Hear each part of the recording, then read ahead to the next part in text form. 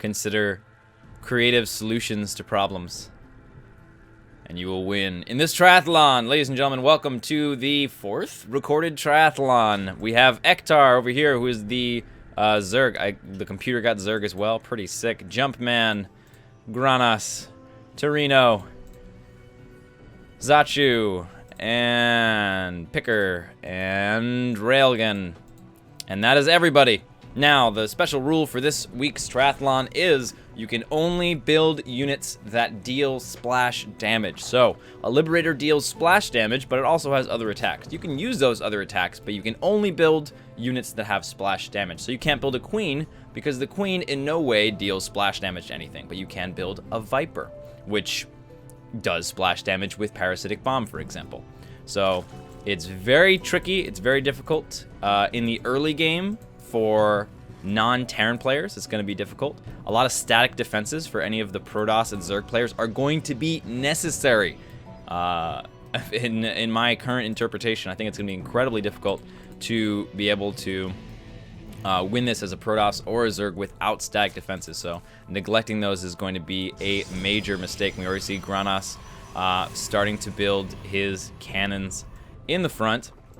And you know, our computer over here, you know, doing regular stuff, because the computer, we can't tell the computer what to do. The computer is, you know, its own person. Okay, computers are people too.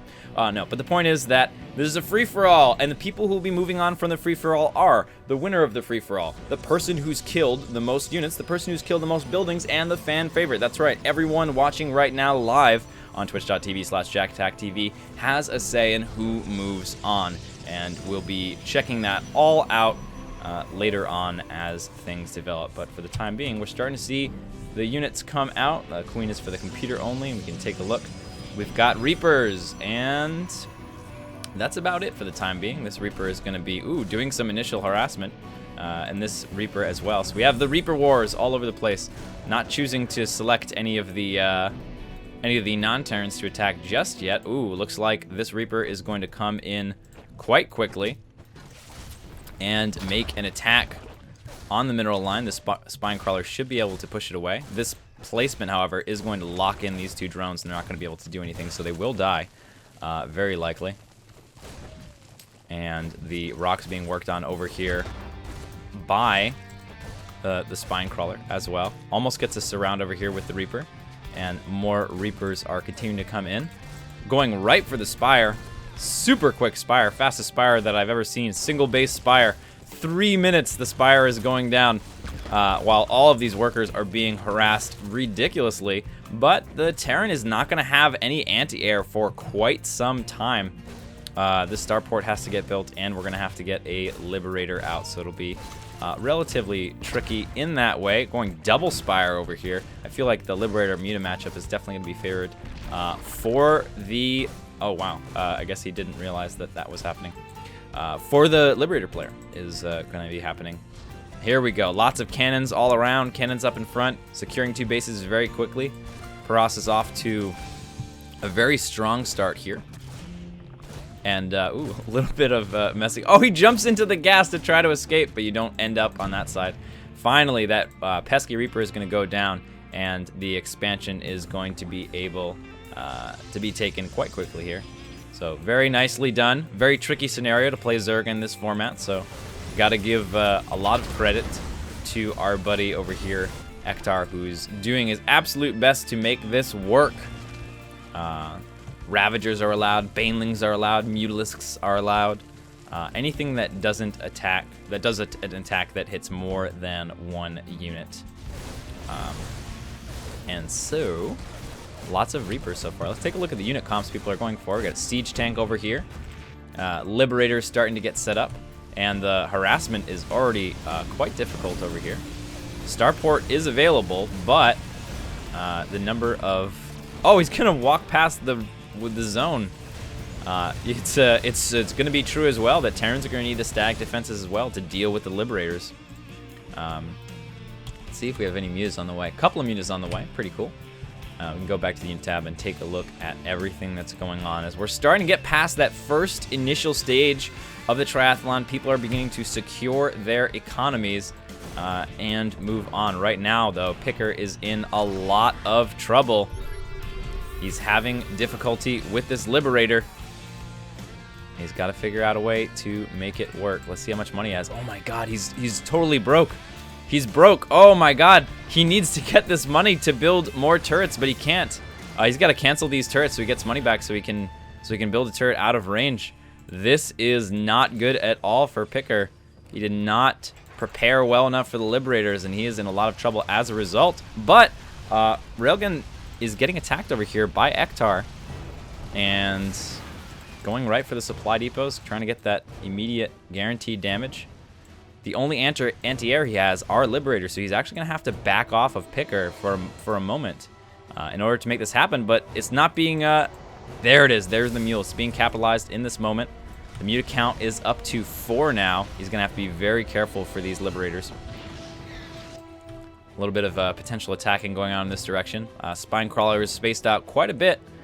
Ground Force should be able to take that over pretty easily. In the meantime, Jumpman and Granas have managed to secure their bases quite quickly. Doing very well over here in this section. And we have Archons already started. High Templar Storm is not being researched at the time. He's just focusing on Archon production at the moment. In the meantime, Granas has yet to build too many units at all. Going for the Warp Gate, Twilight Council as well. So really hunkering down here, making lots of static defenses before deciding to create units. And we're going to take that tab off because it's gigantic. We got some action beginning out on the map over here. Missile turrets coming down, and everyone beginning to really secure the economy. If you look at the economy tab right now, it's actually looking like Jumpman and Granas are doing the best, followed by Taurino, who's generally a Protoss player, but has decided to play Terran for this particular setup. And looking around, these Mutalisks running around trying to get damage. Some nice Overlord placement as well. It's going to help with the scouting information. In the meantime, we do have Zachu. We haven't seen him too much yet, but he's been bunkering up pretty hard here. Look at all these unit producing structures. He's ready to build a giant army at a moment's notice, running around with these Reapers and getting scouting information as much as he possibly can. And the Mute is going to be coming in. No anti-air over here at all for Picker, and he's going to lose a number of these forces. Oh man, they're killing things so quickly. I thought for a moment that there were upgrades on the Mutalisks, but no, their Mutalisks are just apparently very good at killing Hellions. Hellions quite fragile, and that muta count is beginning to rise. Grana slowly pushing forward with stacked defenses, trying to secure this third base location, and getting Storm as well. High Templars beginning to come out over here. Nice force cancel, just 5 Reapers forcing a cancel there. Very nice damage over there. But oh man, Ektar does not want to be over here. The computer can break the rules, and oh, big hit from that Widow Mine destroys the Mutalisk. And lots of Archons over here getting into position. Very low drone count over here for Ektar. He's focusing a lot on his Mutalisks moving around the map. See the production tab starting to drone up now, as well as creating more and more Mutalisks. Getting the a lot of those is going to be powerful, but he's got to watch out for the Widow Mine. It's really important that he has detection with those Mutalisks, or he's going to run into so many more Widow Mines. Going to have a lot of trouble with that. Nice defensive setup here for Taurino. And, ooh, Widow Mines here blocking in the front. The Terrans. Ooh, we're starting to see some big move outs. This is our first big move out. Thank you, computer, for making the move out happen. Railgun losing so many units over there. Lots of Hellions dropping, and the computer is continuing. He changed his mind. Looks like he's going to be going for Picker over here.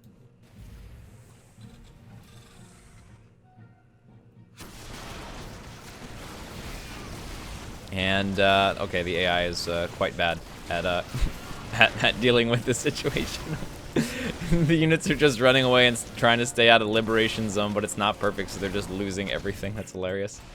In the meantime, though, oh man, Ektar's getting his base encroached upon. Jumpman's like, I'm gonna take your base, and Ektar doesn't want to have any part of that, but the Archons are coming in. They're getting under the Mutalisks, and one does go down very quickly over here. Let's take a look at the stacked defenses. Spine Crawlers, only 3 Spine Crawlers. I don't think it's going to be enough if Jumpman decides to attack here. And we see the AI still getting wrecked over here. A little bit of harassment from multiple directions. Ooh, the cannon count is quite high. Being able to expand out over here. And Ektar is beginning to attack the photon cannons with his drones. This is not looking good for Ektar in the slightest. And Torino's actually abusing more of this this AI. They're all just gonna hang out there and take shots and get killed.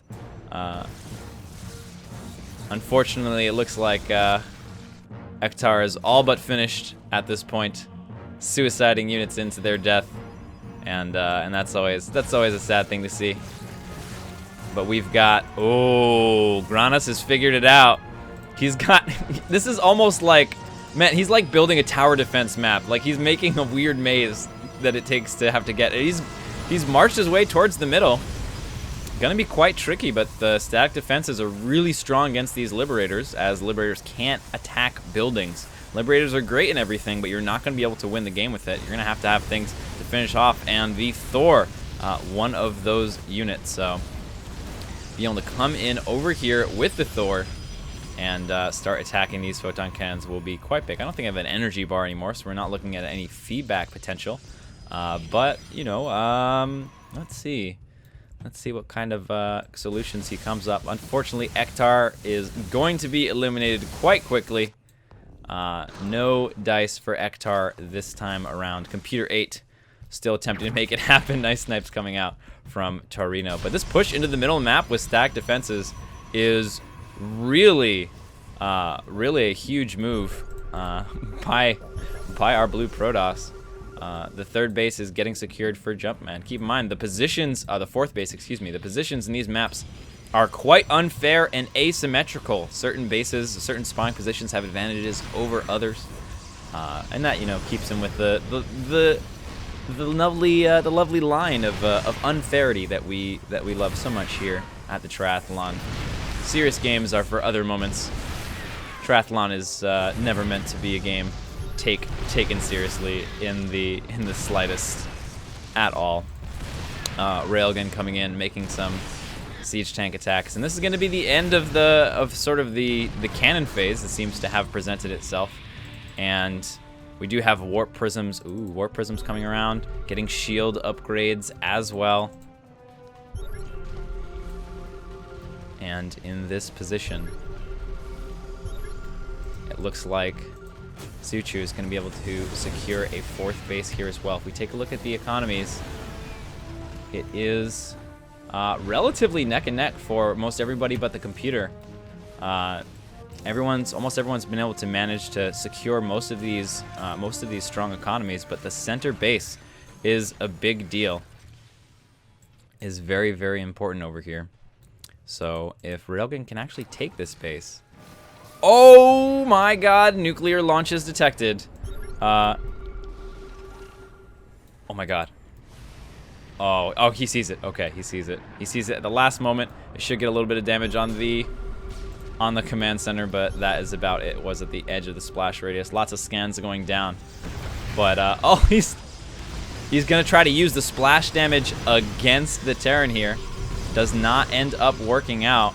He's going to have to find another solution. Torino, orbital command pushing into the computer's base. Nice attempts. Oh, planetary fortresses. Not that buildings are constricted in any way, but they also happen to deal splash damage. So very interesting move here. And Suchu is beginning to move in on Torino. The tactical nuke coming down over here, but will the ghost get eliminated before it's too late? Suchu's gonna back up, and in the meantime, we still have this attack going on. Oh my god, loses a warp prism.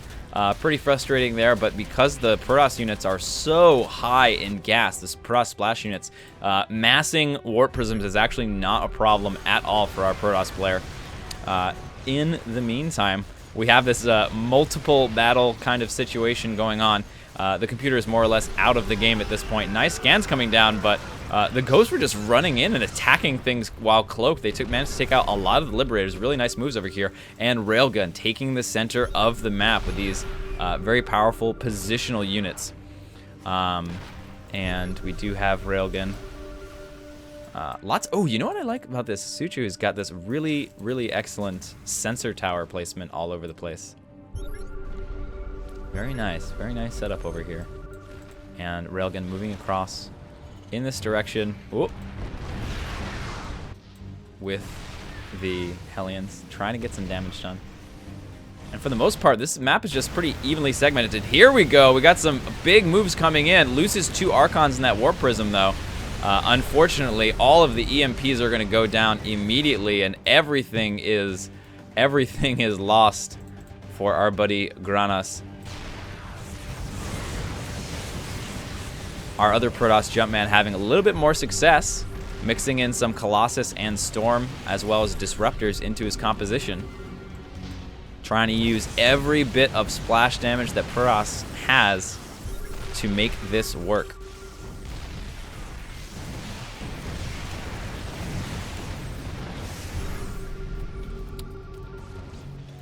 Granas trying to figure out how to make this work against Terran.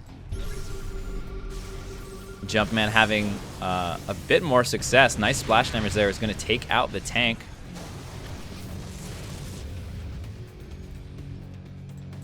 In the meantime, we do have Picker and Suchu. What are you doing for economies over here? It looks like, oh my god, 4,000 minerals a minute.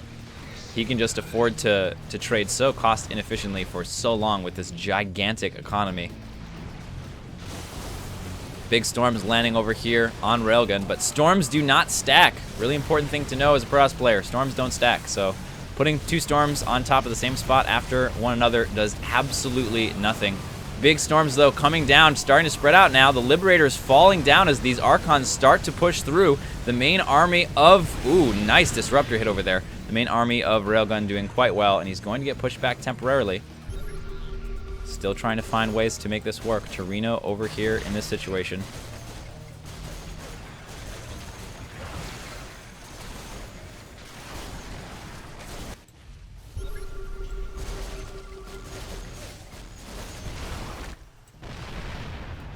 And we have this very, very positional game here. A lot of static defenses. A lot of people trying to secure particular locations on the map. It's interesting how this, what this particular constraint has created, and the various different interpretations. Granas decided to go for more Colossus, a lot more Colossus. He's just going for only Colossus. Granas restricting himself to only building 1 unit type at a time, and I feel like this, the approach of Jumpman is working out a lot better over here. In the meantime, Torino's hanging out with his Ghost Army, gonna finally take out, I think, the the computer, and that's gonna net him a 4th base. It's gonna be able to help him catch up to the more economically inclined players. Torino slowly getting this to work. Really nice Storms over here landing on a lot of the units. The Thors are currently out of position, and these Liberators are going to get set up, and Protoss is once again pushed back. Sensor Tower is really smart here. It's all about who's attacking who when. If you can catch your opponent with their main force out of position, you can go ahead and say, take the center base. And we're starting to see Stuchu get into position over here. Actually, excuse me, he's going to get 2 bases up here. So this win over here is really big for Torino because he's going to get up to 5 bases.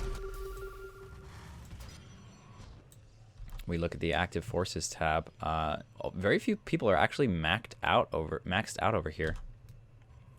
Suchu is asking about carriers. The answer, of course, is no. Carriers do not do splash damage.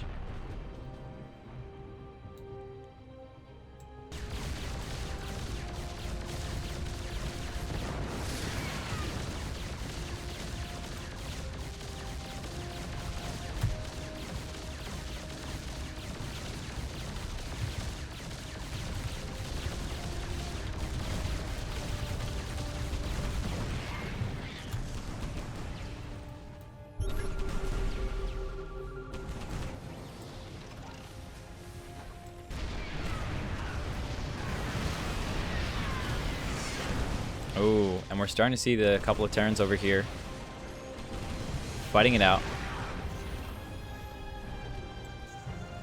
Red managing to take a lot of economy for himself. That is Jumpman. And we do have this quite large army over here. Keep in mind, the economies are so big that remaxing is a lot easier for in a lot of different situations. Torino choosing to keep a lot of these unsieged Liberators so he can take out the Liberators. The Liberator count is way higher right now. Granas is deciding to Doom Drop, or has already Doom Dropped and it failed. Oh, nope. Here it is. Doom Drop. He's going to make so many Warp Prisms drop his entire army. Hopefully he doesn't do it over where an enemy army is so everything dies right away. Hopefully he does it over here or something like that instead. All right, in this position, looks like the Protoss is starting to push through. These Colossus and Archons doing work to the army of yellow, and he's managed to gain a significant amount of ground in this area. Nukes beginning to go down on all of these structures. Really nice moves by Picker over here, going with the nuke strategies. I don't think anything with Splash comes out of the Stargate. Does it?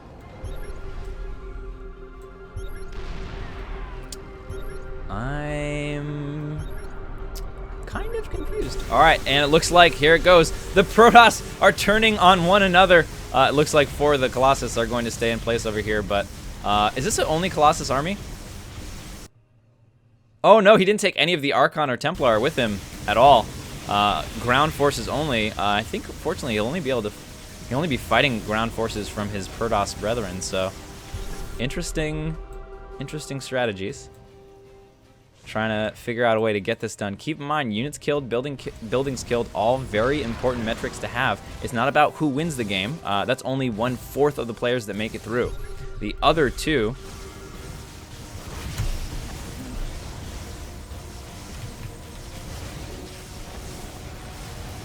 and oh my god, here we go. We have another big drop coming in from Granas. He's coming in over and over again and making this happen.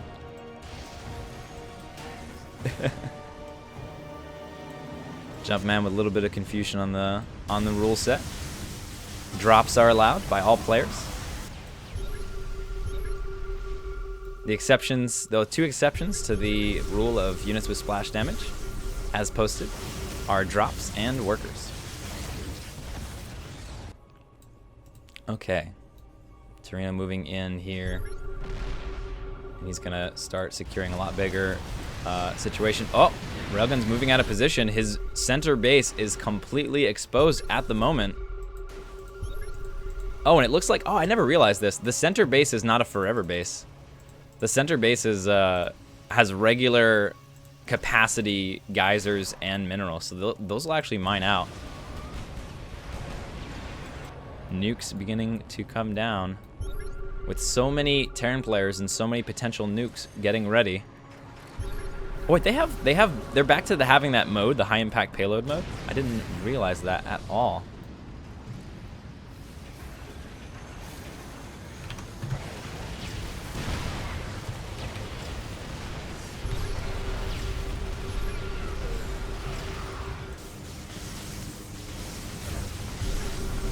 Okay, and it looks like, Granas' strategy is working quite well at this point. He's doing a lot of damage to his opponent. Let's take a look at the active forces tab. Jumpman has been whittled down to almost nothing. Granas is going to get a lot of kills here, choosing to not engage the Terrans, but instead go for the Protoss and get his points that way. Interesting strategy to sort of work around the difficulties of being Protoss in this format.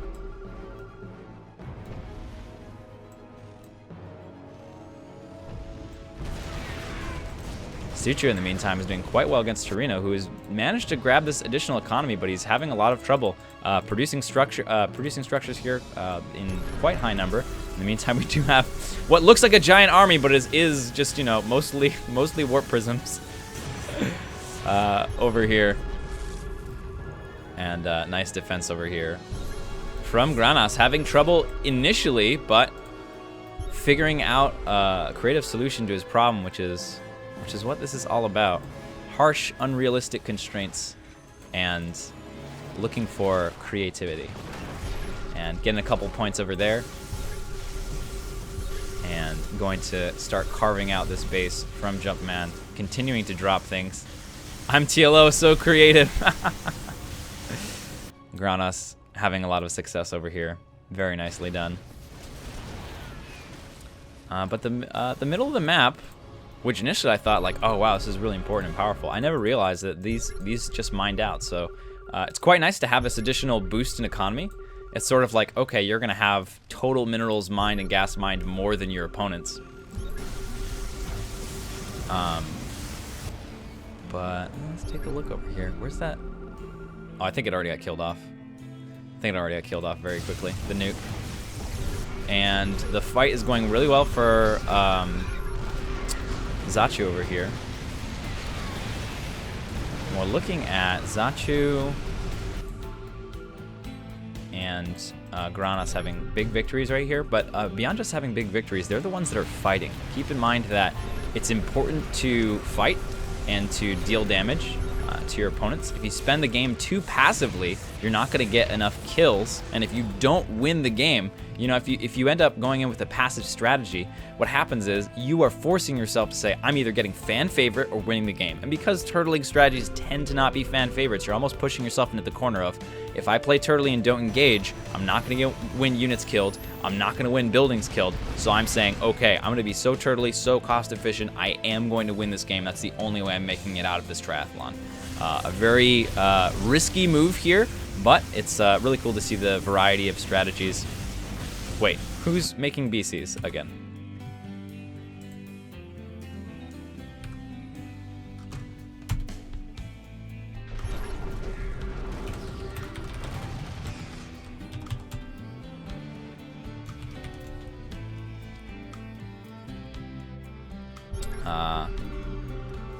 Picker is actually, unfortunately, breaking the rules. He's going to have to kill his own battle cruisers.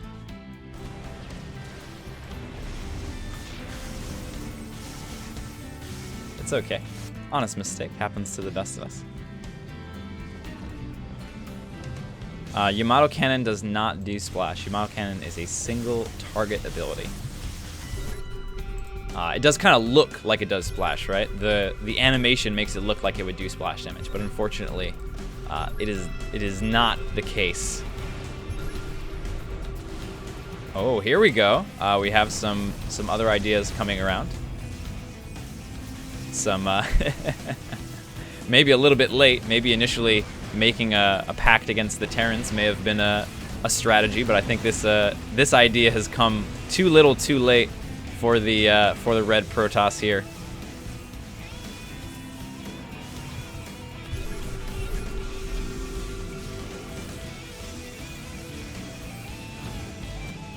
Okay.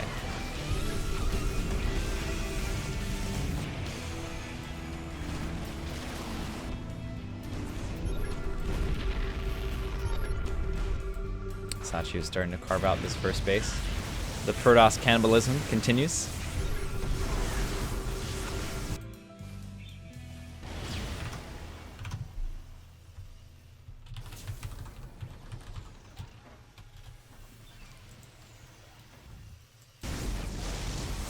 Okay, storm's coming down. Not gonna be doing very much, unfortunately. This may be the end for our red Protoss. Oh, unless Railgun comes in and helps him out. All these Colossus are gonna go down. Oh my god, and there are so many high-value targets that are in these warp prisms right now, especially if they clump up. Especially if they clump up. Quick, unload. The unloading happens, but there's no anti-air here at all. Granas not making enough Archons, and these Liberators are just going to smash through everything. Quickly warps in some DTs to turn them into Archons, but it may be too little too late. Really good move here by Railgun.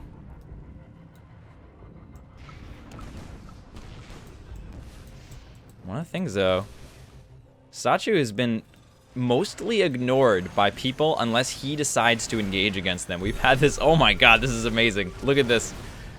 This ridiculous no man's land between the two Terrans at the top.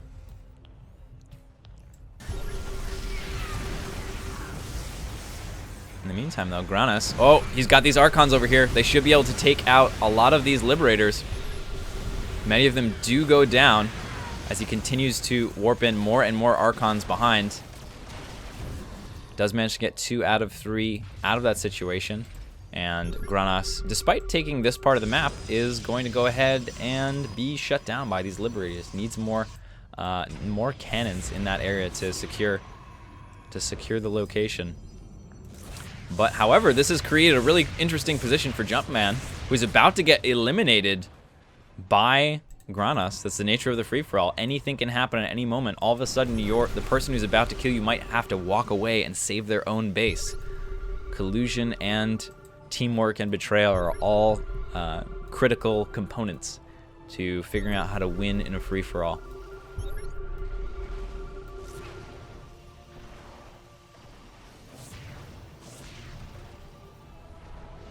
Let's take a look at the upgrades. 3-3 for almost everyone here. 3-3 ground across the board. Just need 1 more armor for Granas. And Liberator range is being upgraded by Tarino. I think it's already upgraded. Yes, it's already upgraded by our other Terrans over here. Tarino will be the last to get Liberator range.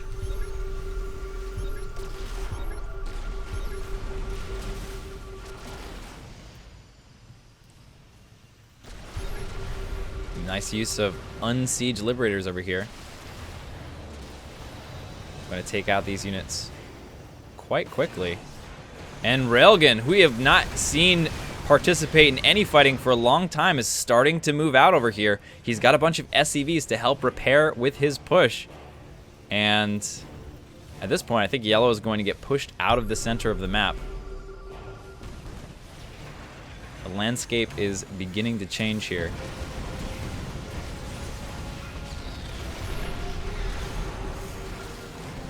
And actually, look at this. Jumpman is actually getting back into it. His active forces are beginning to rise again. More Liberators and Thor's siege tanks coming out for Torino here. Trying to break out of his base. Oh, and look at this. Jumpman getting revenge on Granas for hollowing his base out. And he's going to try to take it back here. In the meantime, we do have quite a battle. Oh my god, all the splash damage. Gotta be so careful around these Thors here. Thor Liberator. Gotta keep the right number sieged up and the right number in the air. Tricky balance to have.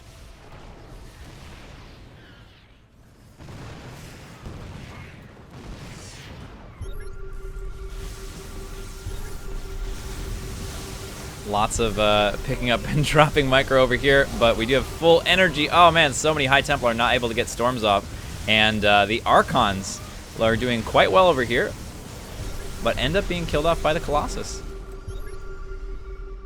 More nukes are gonna potentially help Torino push forward a little bit more and start controlling this top center area. In the meantime, the Protoss versus Protoss battle is continuing.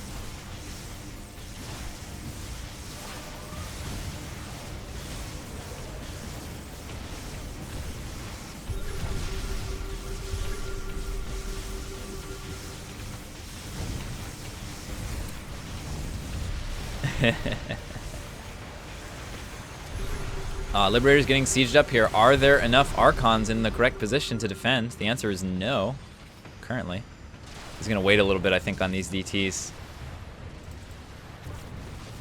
before he morphs them, so that way there's no siege up. He's got to retreat to the safety of his cannons here.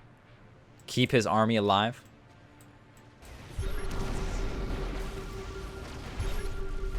Oh man, this is such a battle across this chasm here between these two neighbors.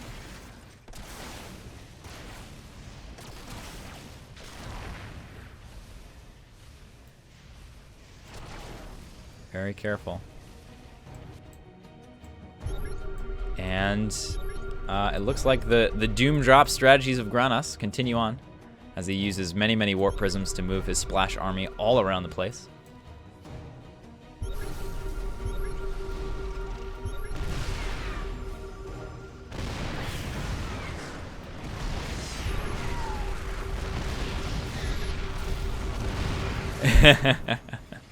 Granas having a good time. even though he had a really rough start, trying to figure out how to win in this very confusing format. An important thing to notice as well is, excuse me, is that the players are given no time to prepare. They're only told what the constraint is just before they start playing. So they have to think on their feet and very quickly find the solutions to sometimes seemingly impossible problems. Being able to adapt and think on your feet is incredibly important, and Granas has managed to survive long enough to figure out some ways to make this work. Dropping on top of the Terran production, this is really going to put our purple Terran in a rough spot. He's got to hold this line against the green Terran, but he's also going to deal with this. Lots of anti-air coming down. The Colossus are in a lot of trouble, but damage has been dealt nonetheless. The worker count is quite low for our purple Terran player, and that be maybe one of the things that takes him out of this game. Liberation zones beginning to get set up. Not enough cannons on this far side. He finds a hole.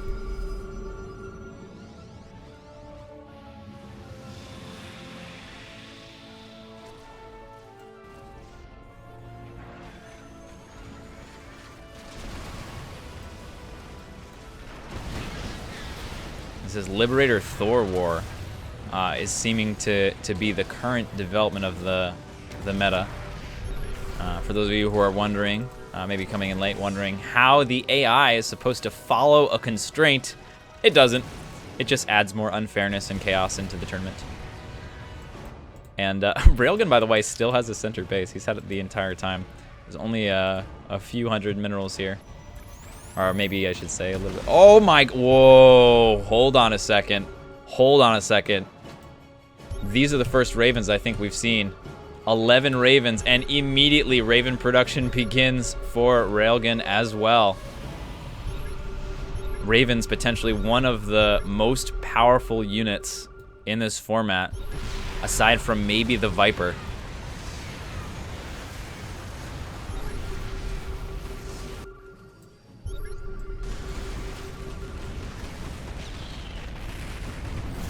And this is getting more and more difficult for our purple Terran. Not rebuilding his workers. Really big mistake over here. Torino not rebuilding any of his workers. And it looks like with another drop, lag be damned.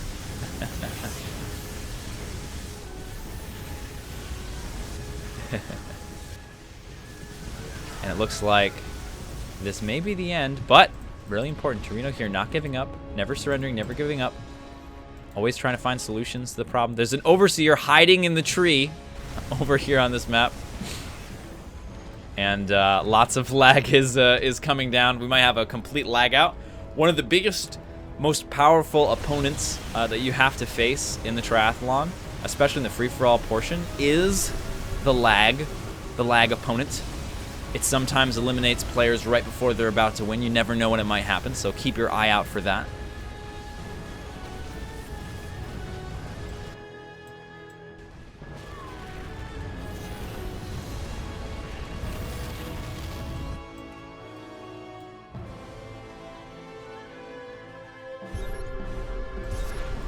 Kronos is having trouble. As units get killed off and less players are involved in the game, it should help with the lag. So it's about getting through this middle section where the lag is the strongest. Meantime, Sachu is fighting a couple of battles over here. Actually, wait, I'm sorry. That's another green Terran. That's Picker. Picker is having some trouble as he's getting pushed in his base. He's got lots of minerals, but no gas. That is going to be the story of I think every player here is probably going to be floating a lot of it. Oh my God! Look at Suchu is he's got quite a bit of money. We're up to 30K over here. Quite intense. He's been maxed out for quite a while, and I think he's transitioning into more and more and more of these Ravens.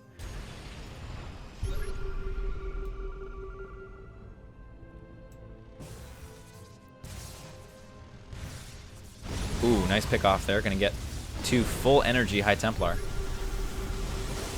In the meantime, though, the battle of the Warp Prism armies continues. Lots of storms and such. Not so many Colossus for Jumpman, so he's having trouble. But his good buddy Railgun is going to help him out here, intentionally or unintentionally.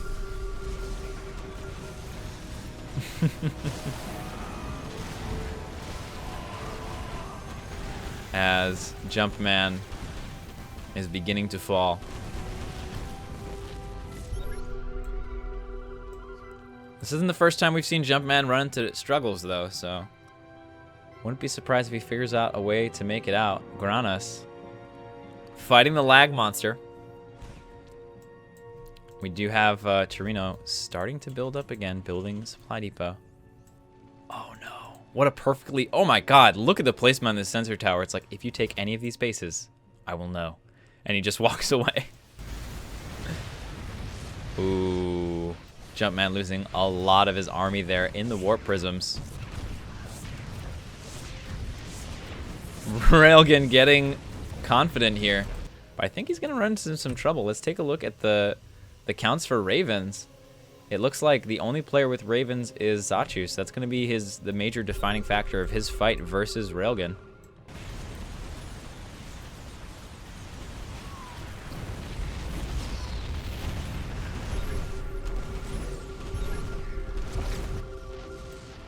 This massive Liberator army, if it gets hit with the splash damage, is going to be awful. A lot of Seeker missiles. Oh, and also I didn't even think auto turrets do a lot of damage. Auto turrets as well, quite strong.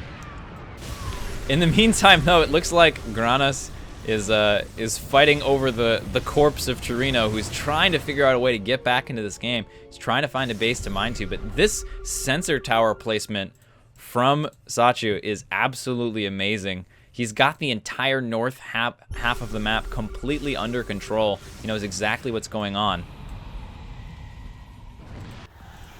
And Granas is just gonna, looks like he's just gonna get out of here. He's gonna be really careful he doesn't run into any of these fleets while his army is picked up. Oh, it looks like these made it off. Nice hits over here, not dealing any damage to the buildings, but taking some shields off the Colossus. Nice splits there.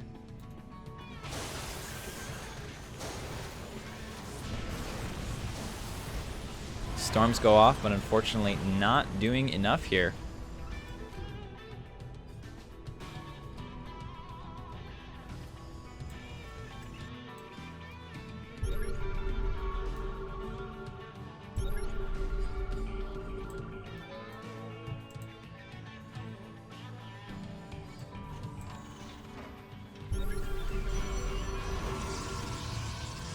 You can't hold that. Or are you allies? We're gonna find out in a second here. No! The auto turrets go down, bursting everything, cancels all over the place. But Granas doesn't really need the space, per se, at the moment. He's doing quite well. Not really producing very much, but he has the money and the production to do so. Just really focused on the micro at the moment. It's really important that he keeps his units alive and he pays attention to them. A lot of bruised Liberators over here.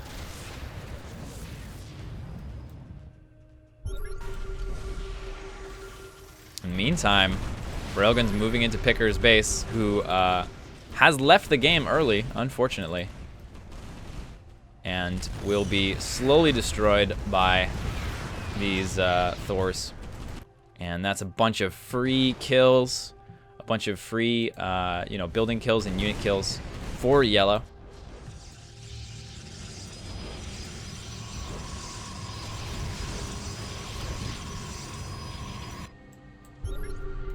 Oh, one of Torino's bases has been spotted.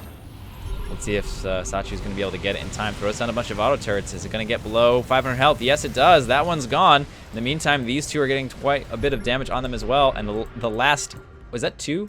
The last two orbital commands are stuck in the top left. Just really smart use of the sensor tower here. It's something that we actually have never seen before in a triathlon. This many sensor towers, just to keep an eye on anyone trying to get back into the game and making sure they don't. Ooh, a lot of hits go off over here. So many Seeker missiles coming from every direction. Oh my, and he pulls them directly. Oh no. Oh no. The solution is not to pick up the unit. Oh my god, pulls everything. Pulls everything. A misunderstanding here with how the Seeker missile works. Oh my god, Granas loses pretty much everything there. A tiny bit of army supply left over. Not fully understanding the mechanics behind the Seeker missile has been almost single-handedly his complete death in this game. He's going to have to spend a lot of time rebuilding. Fortunately, he's got a stupid amount of money and a lot of production structures to do so.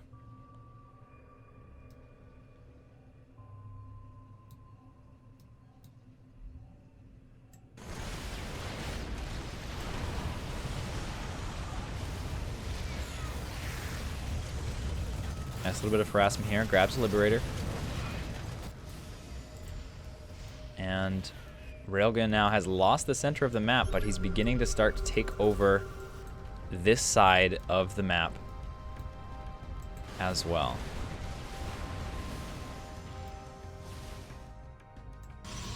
And somehow, this is amazing, somehow Jumpman, still alive, not giving up, almost finishing off this Liberator. Still fighting it out. Using the warp prisms to dodge the Liberators that are all sieged up, forcing his opponent to keep some sieged. But unfortunately, this looks like a big attack is coming in. Oh no! All these move command units are getting attacked. He's not going to be able to keep them alive.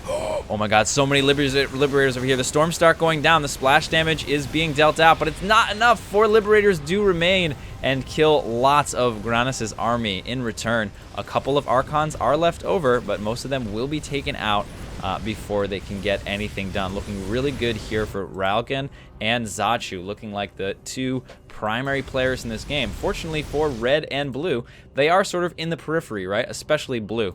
This is very, very far away over here, right? And as a result, these players, if they start fighting each other a little bit more, Blue might have a chance. Granas might have a chance to get back into this game.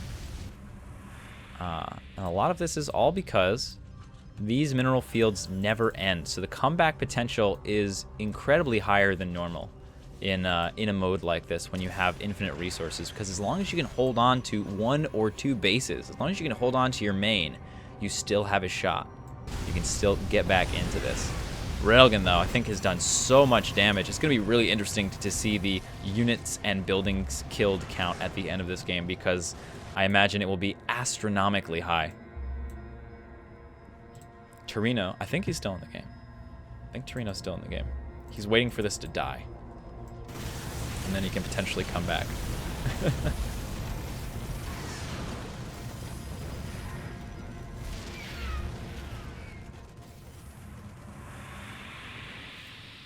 Okay.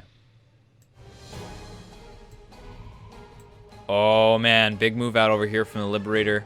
Excuse me. The Raven army. How many Ravens are we up to? 31 Ravens and 26 Liberators. Oh my god, he's gonna save this. It's at 3 health, 2 health. Oh my god! That hit 2 health before it got saved. Railgun saving his base there. Very nicely done. Oh my god, so many Seeker missiles. They are going to land. Oh my god, lots of Hellions killed. Lots of Hellions killed in that attack. Man, I haven't seen Seeker missiles in so long, even I forgot how they work.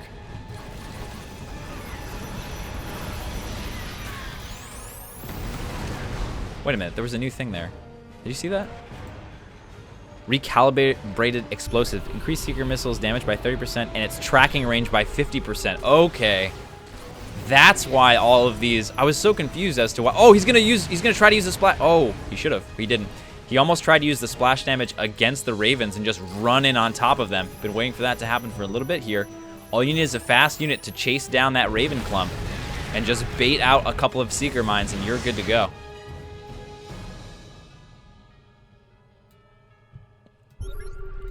Alright, it looks like the sensor tower up here is finally destroyed. So Zachu's not going to be able to see any expansions over here for a little while. And he is a bit... There we go. Look at that technique there. coming in, baiting some of those Seekers, and just running directly into it, getting a lot of damage done. And this is going to, more importantly, more than anything else, this is going to make Zachu really careful about how often he throws those Seekers out, and that he's doing it from an incredibly safe position. Grana's starting to take the top area of the map, and Zachu just coming in, going to rebuild the sensor tower and go back, and he's going to see a whole lot of red dots on his mini-map once that finishes. Or, no, he won't, because it'll never get built. Granas is starting to maintain control, take this left side of the map as the green Terran player is losing ground.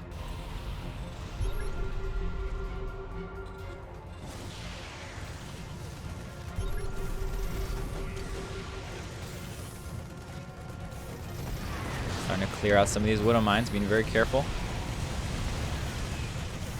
Having the auto turret battles. And, ooh, pretty big move out over here. Oh, that was a lot of clumped up Liberators. Any storms are going to be very, very deadly.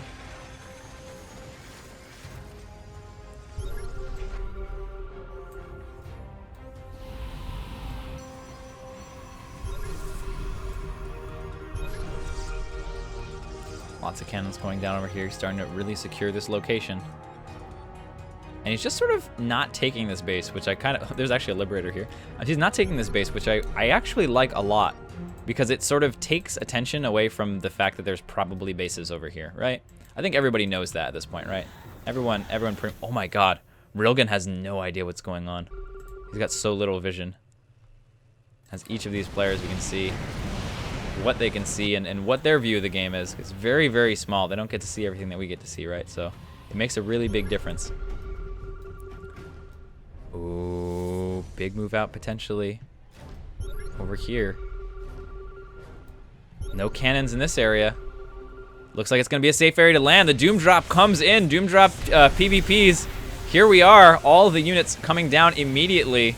And death being rained from every direction. Loses some Colossus here. And Torino, poor Torino, is finally getting pushed out of the game. Oh, not completely, because he's got this over here. No, it's the high ground. How can you see it? And it looks like the PvP battle continues on. Both players continuing to fight it out as long as they possibly can. But again, no Colossus for Jumpman, and this is hurting his ability to combat the Colossus of Granas in a major way.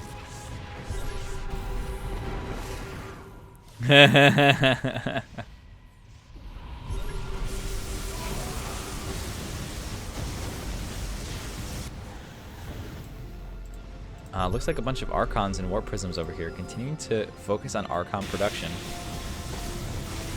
It's possible that if he were to get enough Archons in the Warp Prisms, he might be able to catch Granas moving around with the Warp Prisms, land, and kill them all instantly and quickly. It's the thing about splash damage.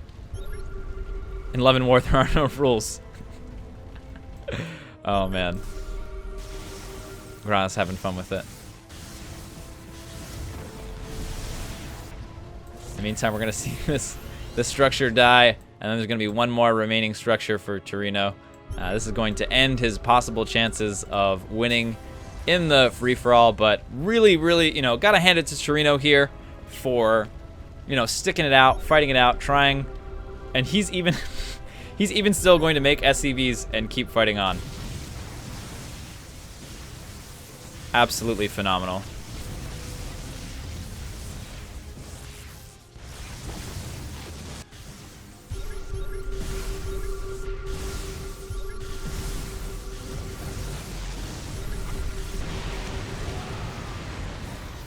Railgun beginning to increase his Raven count.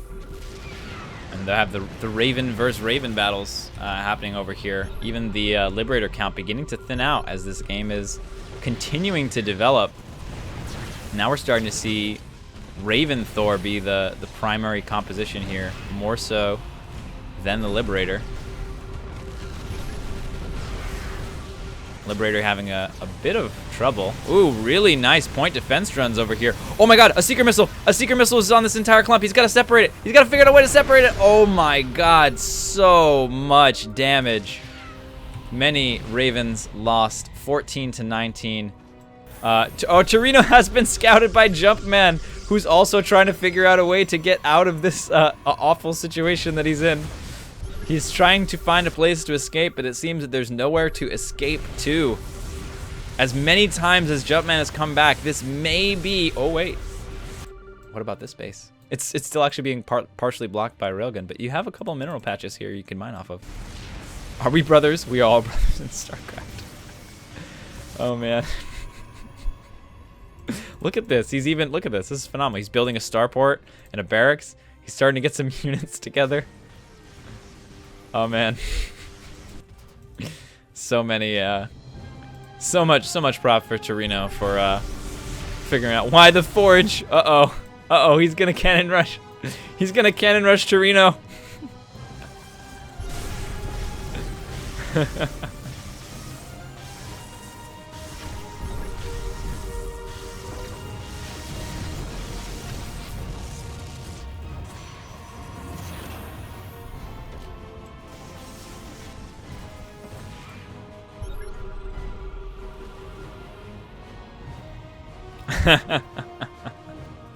Granos with so many cheeky comments.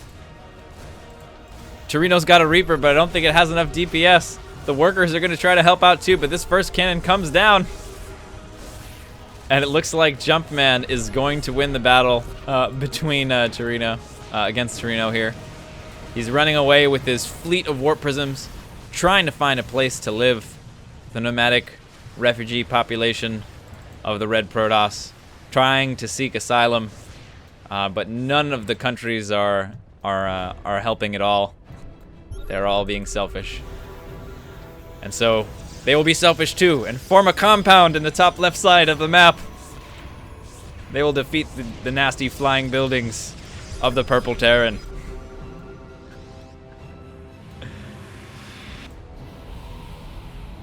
In the meantime, seems like Raven, Liberator, Thor is the way that we're going over here. But now the Protoss is getting involved. Oh my god, so many warp prisms! Wow. Yeah, wow. They have a lot more hit points than I was paying attention to. I guess the Raven has significantly less, 140? How much does the Seeker Missile do now? 130 damage. I think plus 30% though. I don't know if that actually gets changed in the tooltip or not. I imagine it's not, because I don't see any different colored text. Things that I've learned, or I'm going to learn about Ravens. That upgrade for the Raven is actually pretty amazing. Gotta separate, gotta separate, gotta separate. Oh, wow, he actually managed to get out of range that time. The tracking range is significantly longer now, so running away oftentimes doesn't work out. I seem to have a lot of family in this game I didn't know about. As, you know, he's gonna run away over here and attempt to survive. That pylon actually would have survived, I think. Jumpman was unfortunately defeated.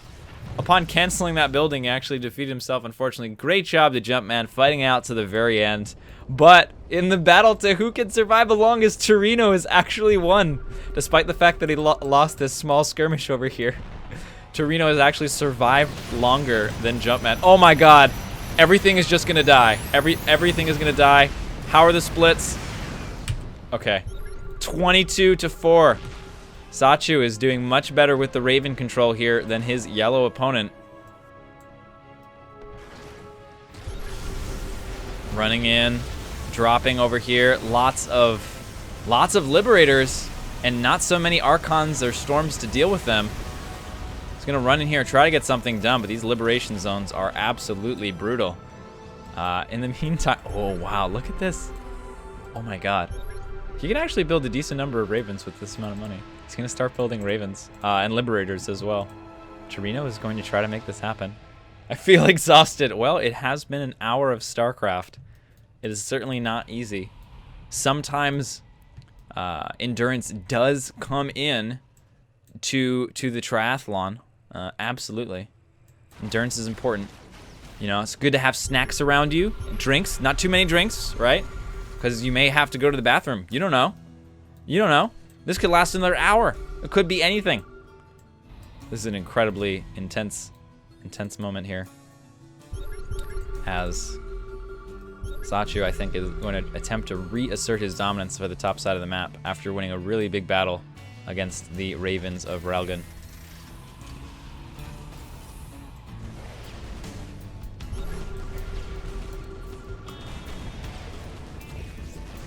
It wasn't a cancel, it was a PF shot. Oh, really?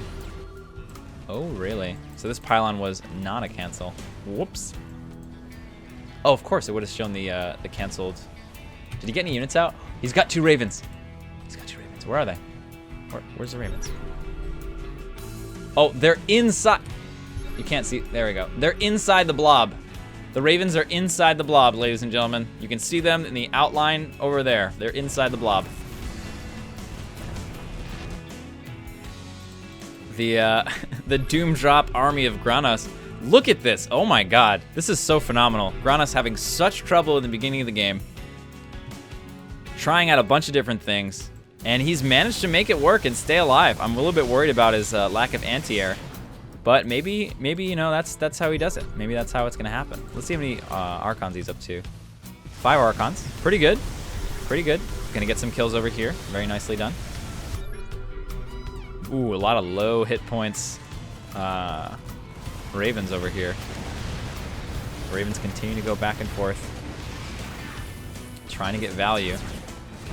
There we go. Point defense drone allowing these Ravens to get their auto turrets in range and immediately run away. Might be able to get out of range. Does. Completely get out of range. Nice engagement there for yellow. We do see the Doom Drop army coming in. It may make an attack onto yellow here.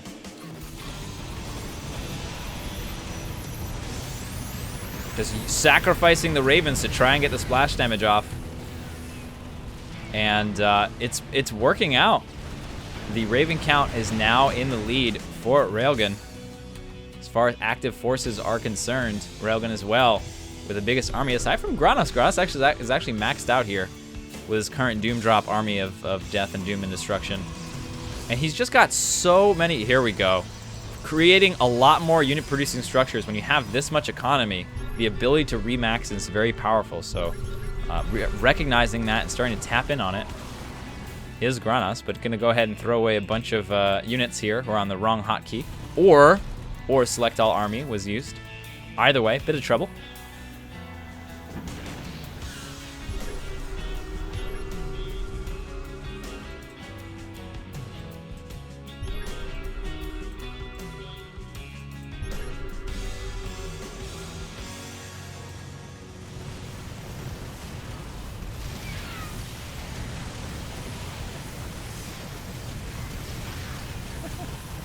Some energy trades over here. No units lost. Railgun still in the lead. Only 2 Archons here for Granos. It's going to be pretty important, I think, for him to increase that count. Oh my god, Torino. Torino's going to have a base. He's going to have a base. He's going to have an income. Torino hasn't had an income for like half an hour. Torino's about to get an income. Oh man, big attack over here. Huge drop from Granos. Actually keeping some units in the Warp Prisms over here. Ooh, feedbacks. Oh my god, I didn't even think of that. Feedbacks on these Ravens. If he keeps enough High Templar for feedback, he's going to be in a good position. But so much splash damage coming in from these Seeker missiles is going to wipe out the majority of forces over here. Oh, high energy.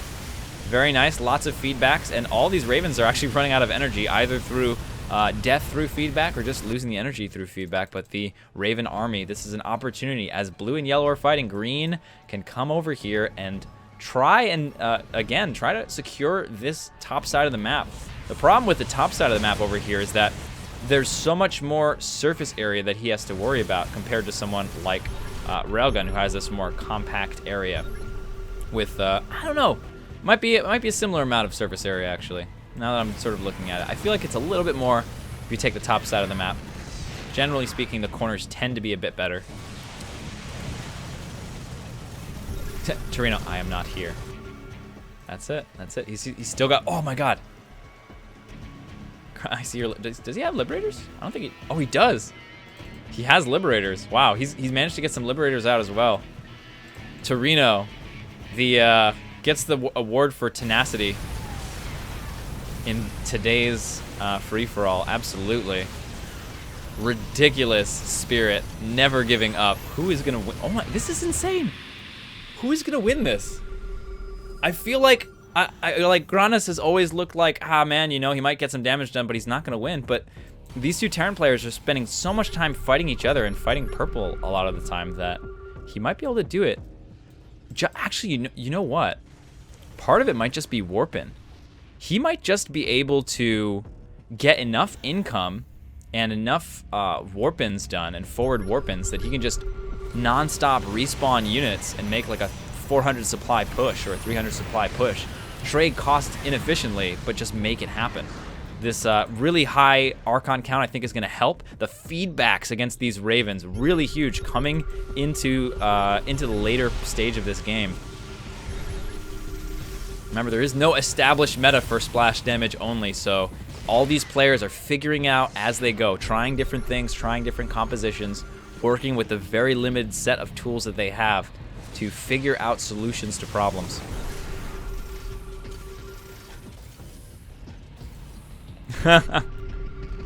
Granas is having some struggles here.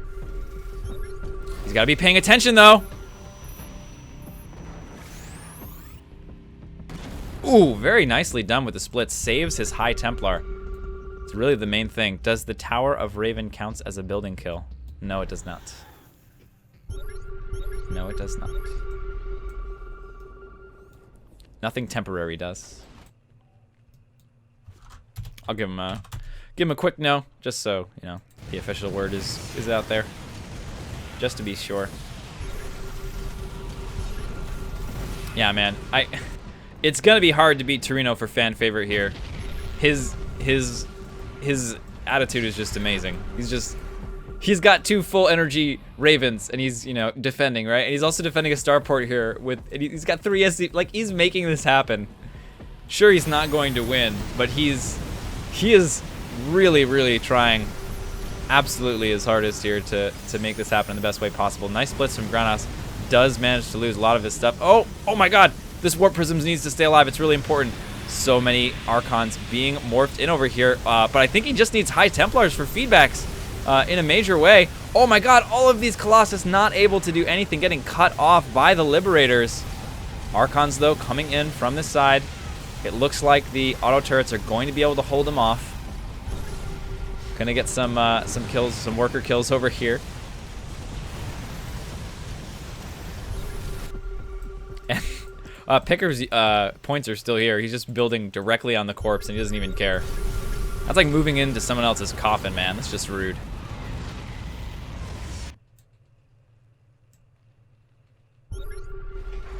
Oh, he's gonna push. He knows that these Thors are here to prevent him from taking the space, so he's gonna push with the Liberators and try to just barely. Oh, the aggro gets drawn over here, and he's actually going to lose at least 2. Oh my god, he might lose. Wow, very nicely done. Should be able to pull back in time. Nice, gets a couple of kills over here. He's never giving up. Oh, and he even got the upgrade so he can pick up more SCVs. Oh my god. Torino.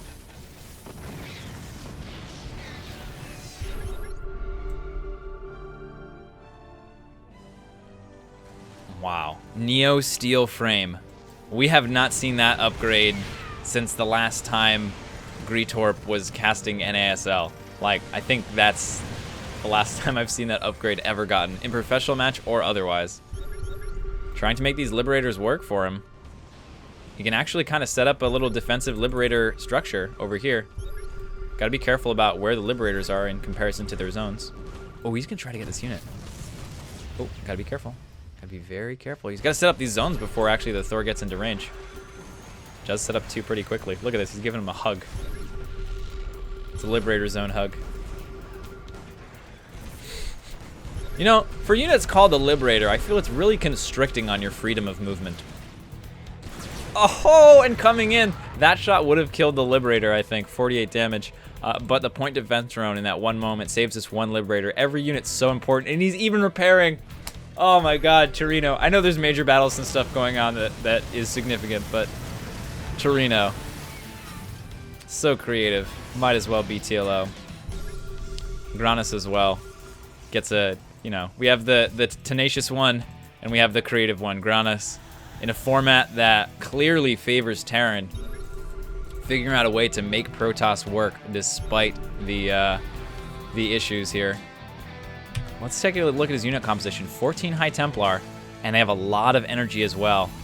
He just has to catch this army while it's not sieged, and Railgun has been keeping his army unsieged quite a bit. Oh my god, amazing Seeker missiles. We are now at 39 to 11 in the count of Ravens, but keep in mind this can go back and forth so quickly, as is the nature of splash damage. Going to run in over here. Oh my god, and using his own splash damage against him. Really nice done by Suchu. Suchu. I can't believe, man, I've been saying this Green Terran's name for the entire hour and 11 minutes that this has been happening. I still forget how to pronounce it. And I actually don't know how. Sachu. Sachu is my best guess. Oh my god, so much splash damage, but it's being mitigated quite quickly. It's going back and forth between these point defense drones and the Ravens. A lot's going on. Lag is happening. Is it Granas again? This time it's Torino. Oh no! After all the fighting. Okay, if the lag is the thing that kills Torino, that's gonna be so sad. Granas happy that the lag for once is not him. Tons and tons of point defense drones over here as these Thors begin to do their work against the Liberators. Really nice play from Railgun.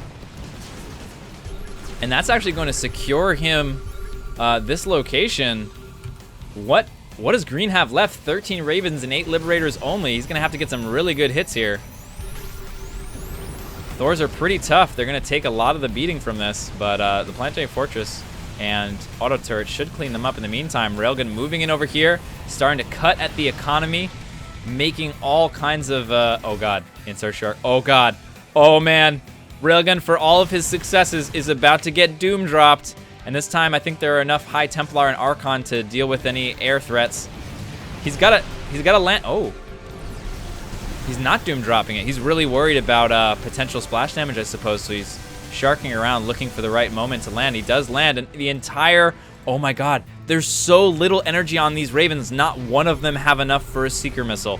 They're burning all of their energy fighting this battle in the north. And now Granas has figured out a way to cut into the player who's been leading for almost the entire game. But will he lag out? Oh my god. No, it's Torino again. Torino having trouble with the lag. By the way, Torino has secured this base and is now, has an income and is producing, by the way. Oh my god. This is ridiculous. Oh my god. Great move here from Granas. Oh, he's got to get these High Templar out of here. They're so valuable before these liberation zones get set up. Wait. There's nothing there.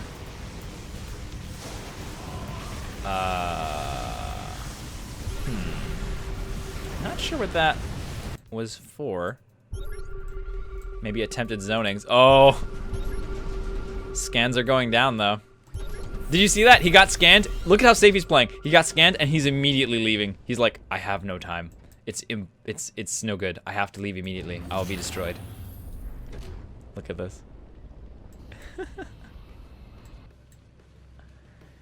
Looks like that attack got cleaned out, but not before Railgun lost most of his structures. Let's see what he's doing for producing structures. 4 factories, 5 starports, and a barracks. A lot more production over here for our green player. And 14 warp gates, 9 robos. Sachu has had enough with this purple menace. A thorn in his side, making his life difficult.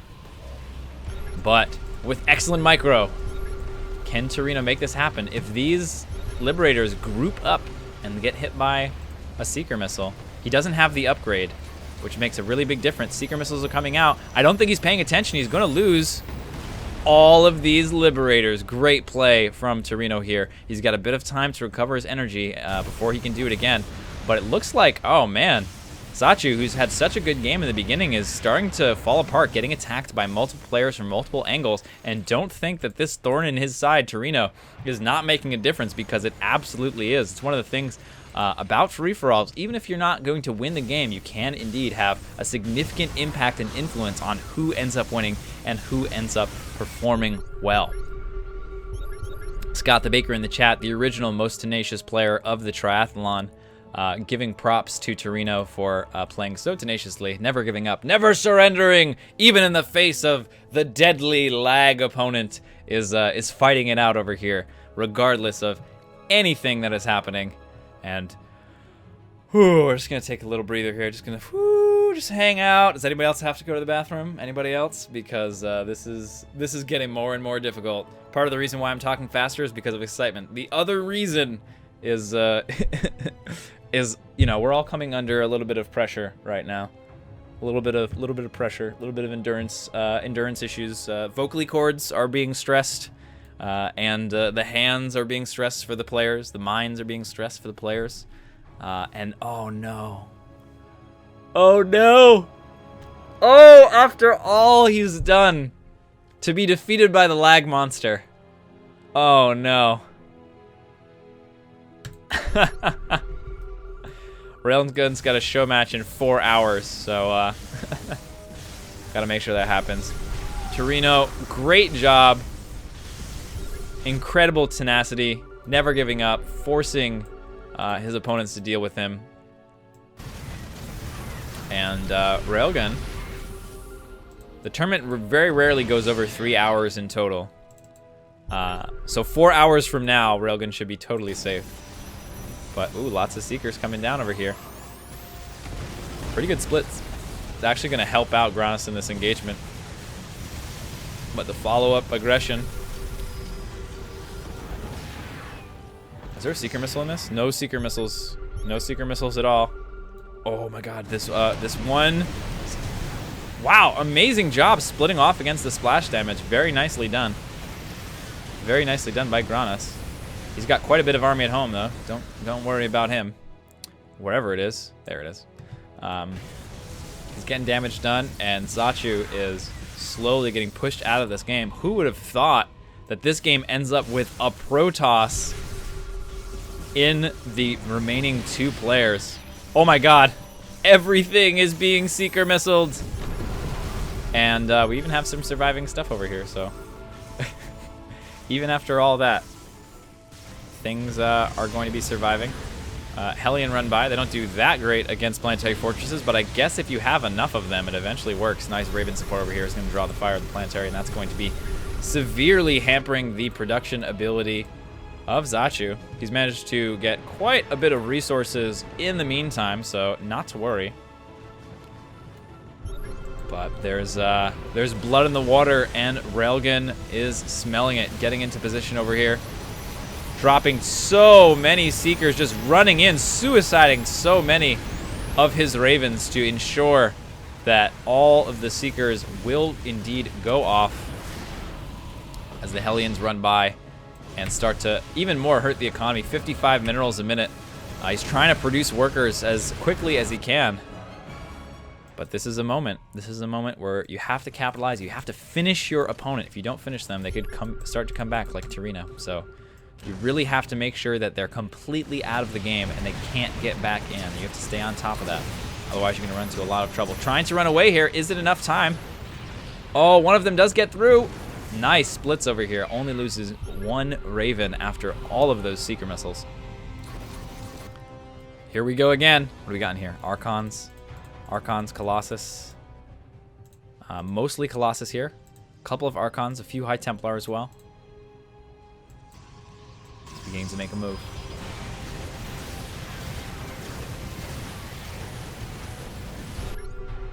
No defense here. Oh, except for a single Widowmine, which does not kill.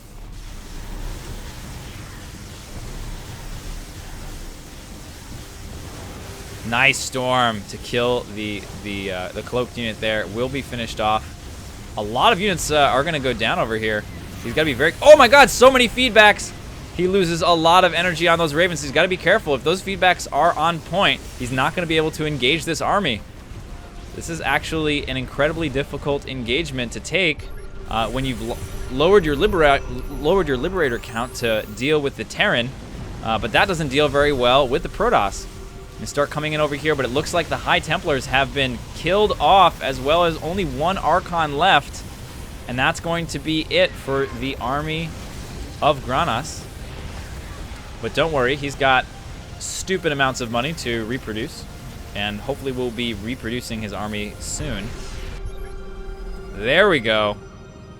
Big warp in a High Templar here, starting the near instant remax that Protosses can have late game, and Zergs as well. Zerg and Protoss late game on this map are really powerful because of their ability to remax so quickly.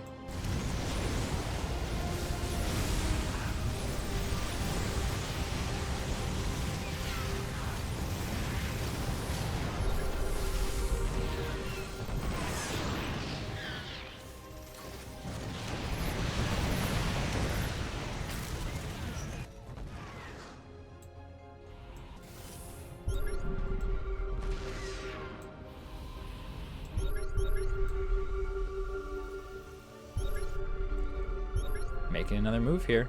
Sensor tower is going to scout this coming in.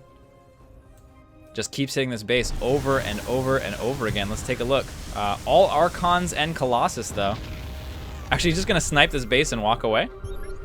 Oh, interesting decision here. Another pretty wild thing about these bases up here is they're totally empty. Let's see what kind of information that he had. Oh, some old information about where things are. Railgun as well. The top left of the map is pretty dark for almost everyone right now. So it may be a powerful decision here to try and take those upper left bases and really increase the structures, right? More than 14 gateways, more than 9 robos. As crazy as it sounds, this is not a normal game of StarCraft. You can't allow yourself to be contained by the normal rules of StarCraft. This is not normal.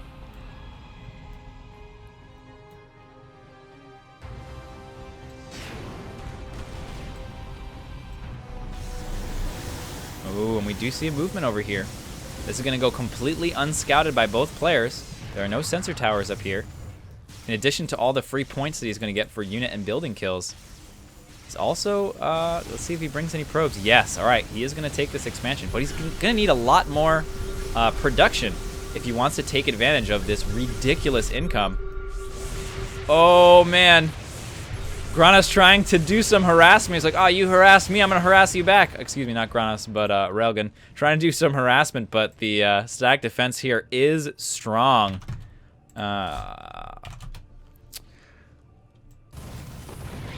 And we have the Ravens and Liberators getting into position.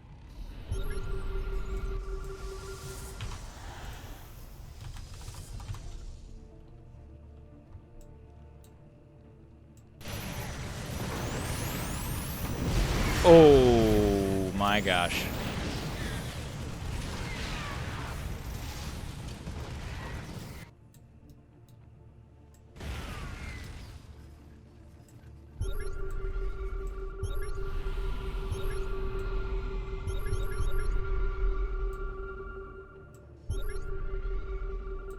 Oh, these Ravens getting caught out of position. Railgun not paying attention is going to lose a lot of high energy here. But these are still going to hit, so he's got to pull off. Ooh, that auto turret actually getting a kill and finishing it off.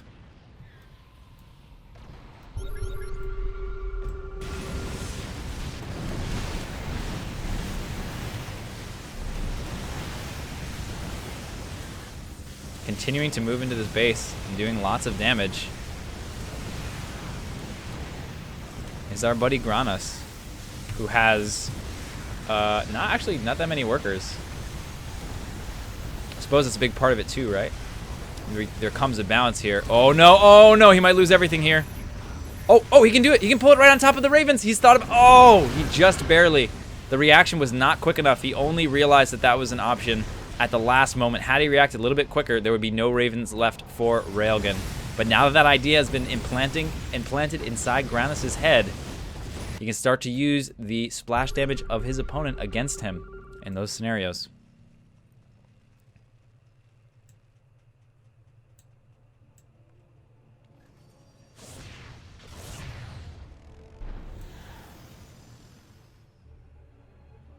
Man, Granos really has a hold on the map right now. And he's starting to draw attention of Railgun after Zachu has been pushed so far into the background, into weakness. Railgun is now looking toward his Protoss opponent as the main opponent to defeat, as the main threat to his ability to win this game.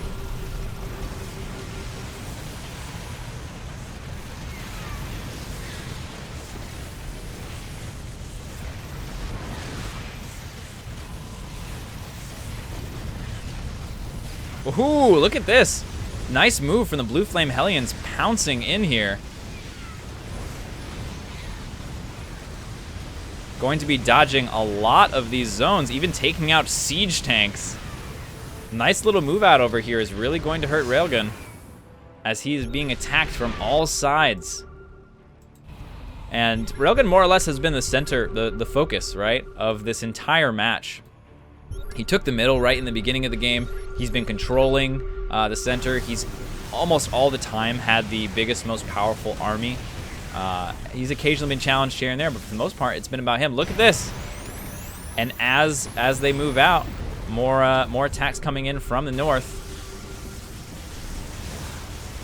Storms coming into position. Oh, but he's getting trapped into a corner over here. Does he have any feedbacks to deal with these Ravens? Looks like the answer is no. It looks like most of them are pretty low energy as well. In the meantime, though, this base not been rebuilt, and more of this area of the map starting to get taken out.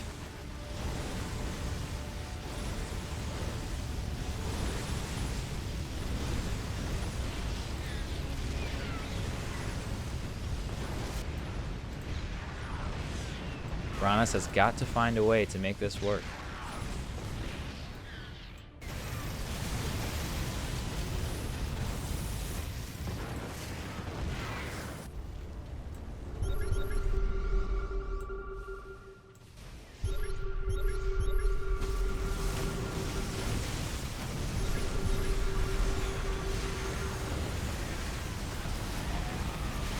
Ooh, lots of shots there lost.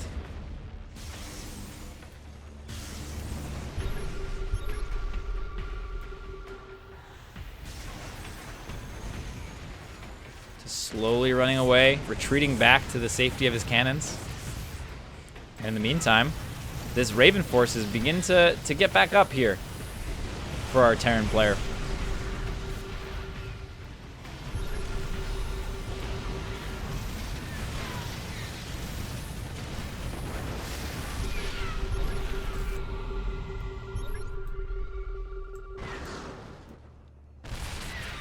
There's one siege tank. We're going to slowly push this position. Drops in the meantime. Doing quite well. Too bad Colossus get attacked by literally every single unit and structure in the game that can attack. And every single ability as well that can target a unit.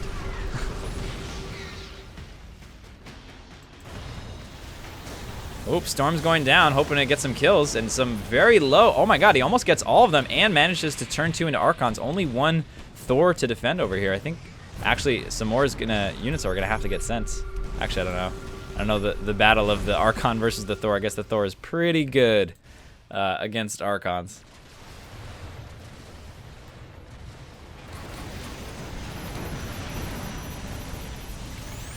Oh, he's gonna run and try to kill some Ravens, but reacted a little bit too slowly, and so is going to lose this battle. Very nice for Zachu.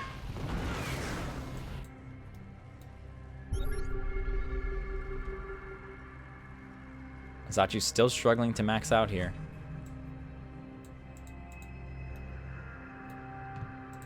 Meantime, Granos has decided more or less to stick with this army. This tactic, running around with the warp prisms and doom dropping certain locations at certain times.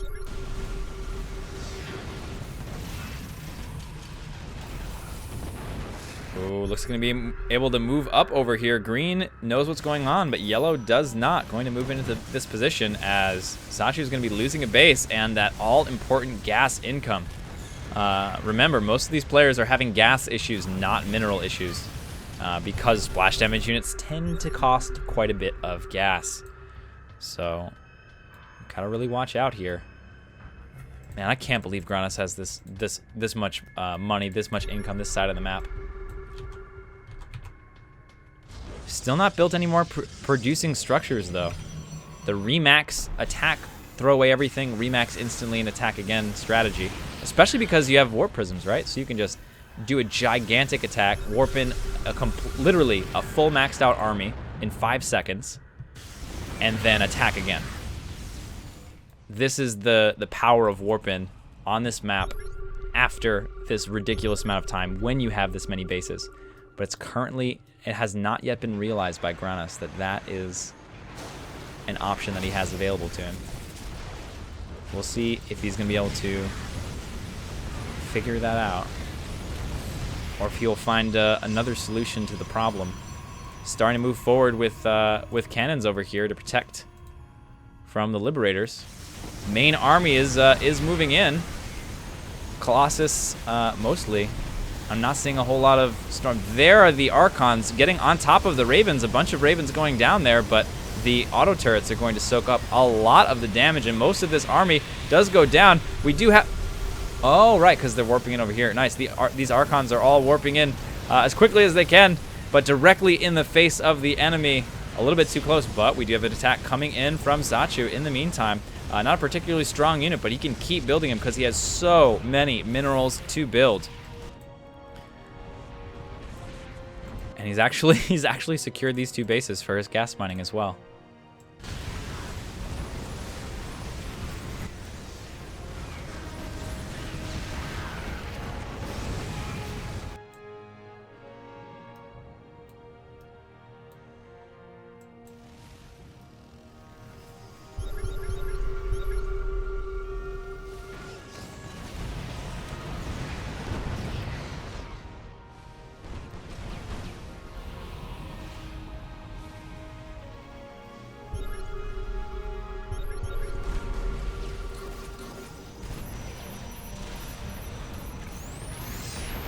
Very nice splits over here. Being able to avoid that damage. Granas continuing to kill buildings and units and harass. A lot more Archons in the mix now.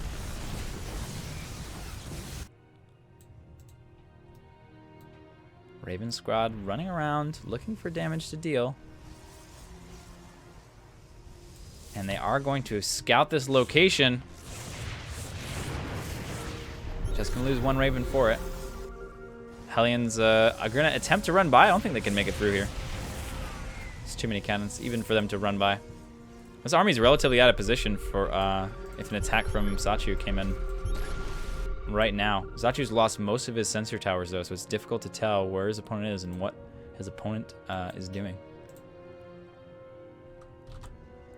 Army supplies maxed out for all players. Oh, actually, except for Railgun. He's slightly low at the moment. Producing siege tanks. Starting to mix in more siege tanks as part of his composition, trying to break this situation.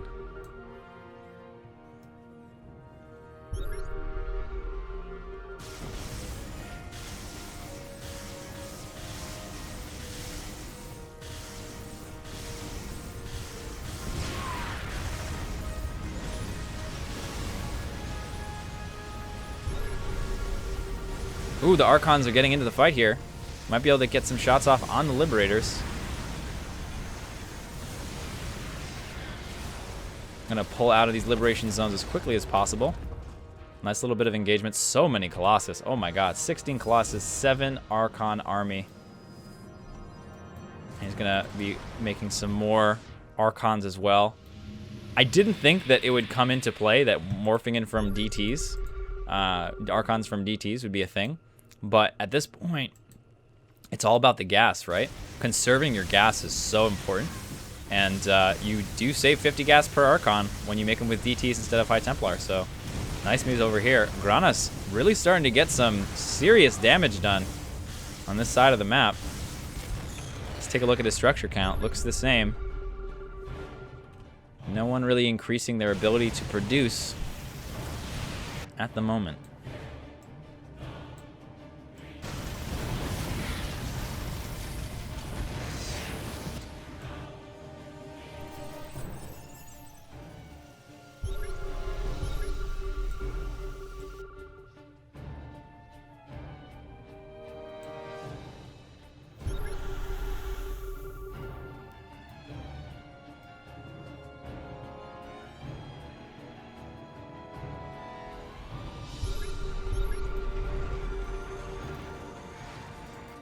Wow, is he doing a multi-pronged attack against green? Oh my god, he is. That one thing. Oh no, it's only Colossus though. The Liberators are going to be able to come in and deal with this, but that means they won't be in position to deal with this attack. Moving forward here, trying to get something done, but he will get sandwiched in between the yellow and green Terran. In the meantime though, a lot of these Colossus being able to dish out some damage, get some buildings burning, especially gas. Again, really, really important to keep mining gas from all things, so any sort of way you can hurt your opponent's gas is a big deal. Oh, gotta get out of there quickly before it's too late. Just barely getting out of range. Going to morph in over here. Oh no, but it's not a safe place to morph in. Gonna be warping in Dark Templar over here, trying to get everything from all different angles. And you know, a little bit of accidental use of the DTs here. We won't fault him for it. But Granas trying to figure out a way to make this work. Oh, but it looks like he pissed off too many Terrans. He's being attacked by both Terrans now. The two Terran players ignoring each other and going for the Protoss.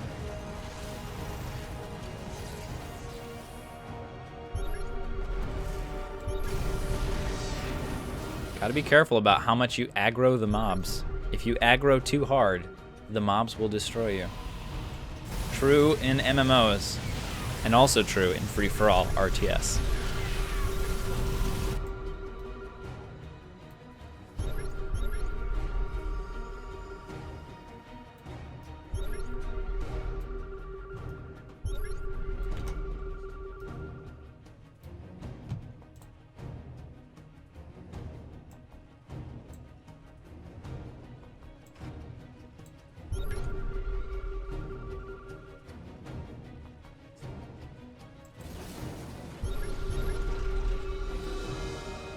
Oh, potentially gearing up over here for a fight. He's thinking about it.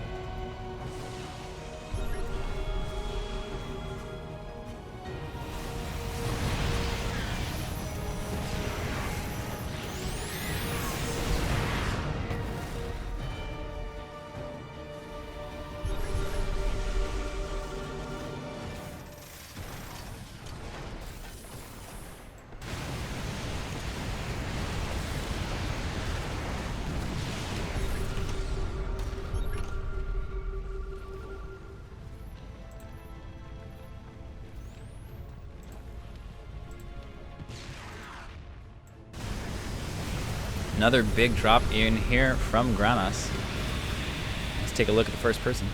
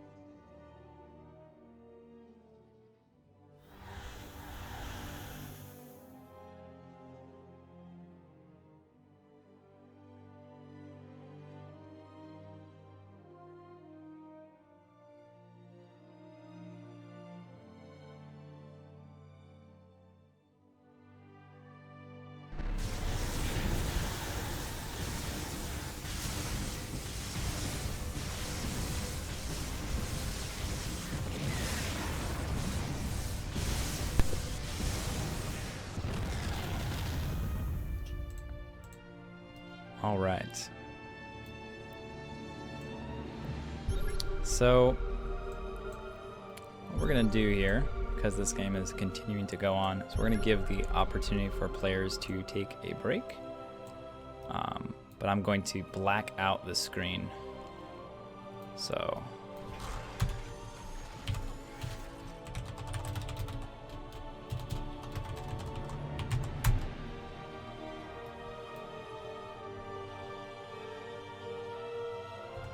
game resumed.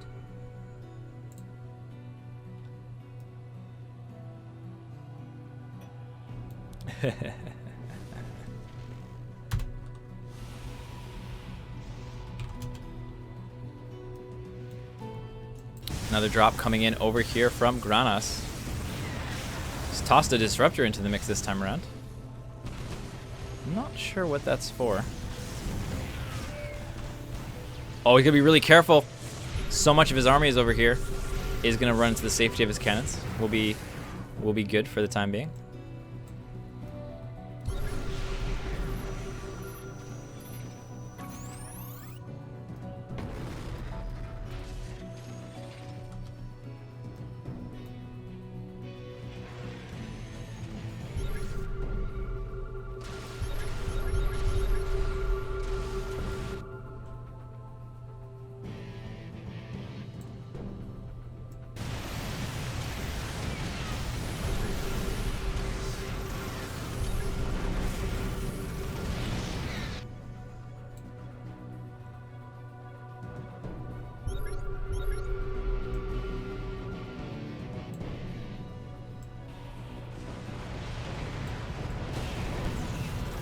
This is pretty interesting.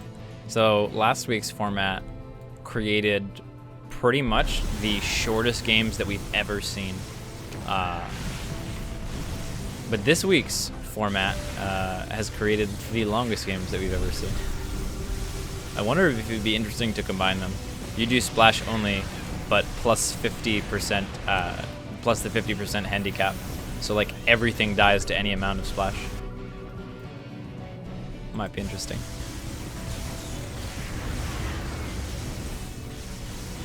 I think the parasitic bomb would follow the Colossus into the warp prism as well, because that's how it used to work when you could target interceptors as well. When interceptors went into the carrier, it connected and attached itself to the carrier. Yeah, I think the you know, breaking out of the mold, right? I think Ektar is right. I think breaking out of the mold of like, okay, this is how we engage in StarCraft, and instead saying, okay, we're in this unique situation. Our incomes and our banks are ridiculous. We're almost always maxed out. So the most powerful thing that we can do in that case is increase our production to astronomical levels and just engage cost efficiently and remax. I think right now, the most powerful and important areas of the map are the production facilities of all of these players. Fortunately for Railgun, he's managed to spread his out a lot, but a lot of the Stargates over here. This might be a critical point to be attacking. Nice harassment coming in. More cannons coming out for Granas, taking even more income.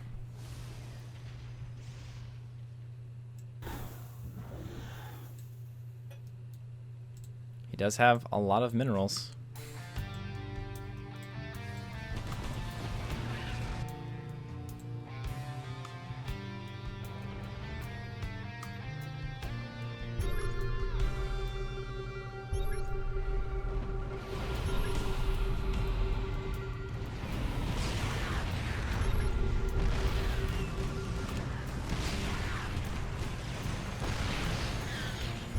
I really don't like the idea of like coaching this and influencing the game in that way, but like, you know, like, because if we feed them the idea of like the remax strat, right, then all of a sudden Protoss has a huge advantage because they can remax so much faster than the other races.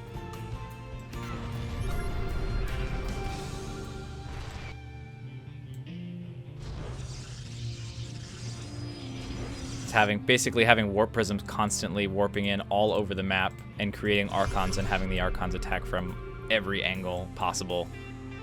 Like, I feel like that would be incredibly powerful. And of course, like, the Terrans can remax too, but the weakness of Terran is that you get on top of their unit producing structures and then they're in a lot of trouble.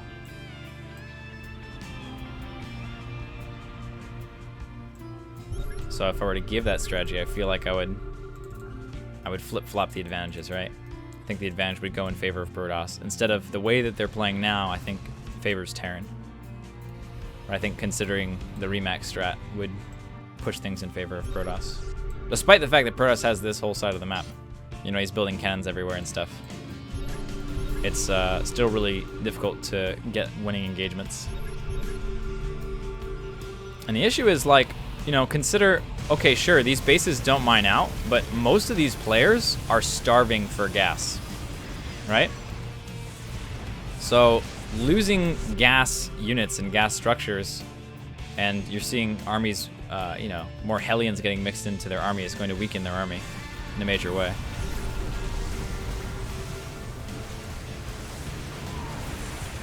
Archons coming in, gonna pull back before those things come out. Oh, nicely timed.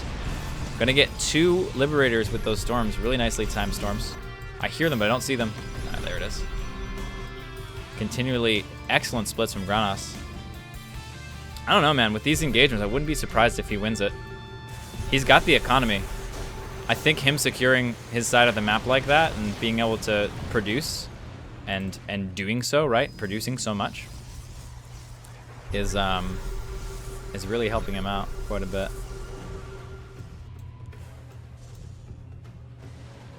Imagine like 1 warp prism right here, right?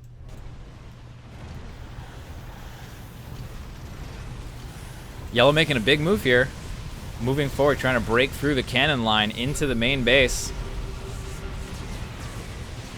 Nice use of point defense drones. Auto turrets going down.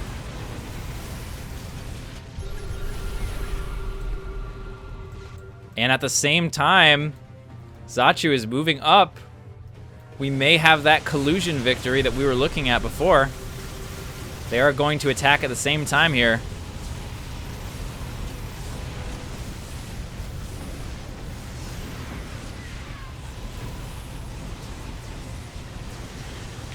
But look at the gas incomes. It's just incredibly in favor of Granos. But he's starting to lose his economy now. Starting to lose his bases. The army now is fighting so... Oh my god, all those Ravens got neutered. Oh my god. Wait, male. They're males, right? Yeah, they're males. They got neutered. If they were females, they would make them spade. But they've got nothing. They've got no potency. They've lost it. And oh my god, the Protoss is beginning to push through. What are these Ravens going to do? They're just sitting here following things around, trying to get stuff done. It's really about these liberation... Where is this liberation zone even coming from? Oh, okay. These units over here. I was like, wait, how can these units even... Oh, very high Templar count. But he's going to need Archons now that these units are pretty much taken out of the game. He realizes that potentially a little bit too late here. He's picking up. Keeping all of his units alive against the Liberators. They're all sieged up in one spot right now. He could actually land... No, he couldn't. Not because these units over here. They're all kind of sieged up in one location, though. He's making a big move around into this direction to potentially fight over here instead. But it looks like the main base of Granos is actually getting hollowed out here. Oh, and the circles of death have appeared. It's time to back out.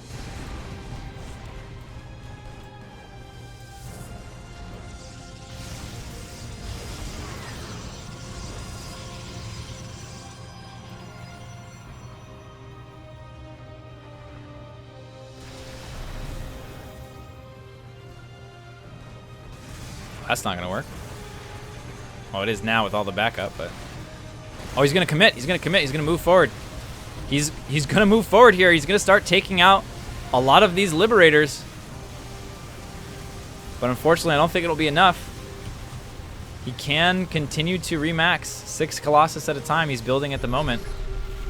And he's got a lot more gas than his opponents right now. Let's see how Sachu is doing. Sachu's got doing pretty well additionally, but it's really Granos who has the main gas. As long as he can create enough producing structures to remax, that's really the main thing. But his structure count is never growing. He's never building more production. And I think that's, in the end, probably going to be, if he does lose, the reason why he's going to lose here. Excellent commitment to the rules there. Really appreciate that. Not accidentally attacking with the Dark Templar. And also, you know, trying to get them morphing in out of vision. Or at least out of aggro range, which is going to help quite a bit.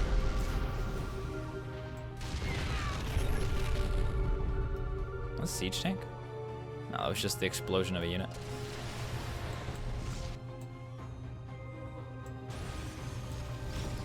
Attacks begin to move out across the map.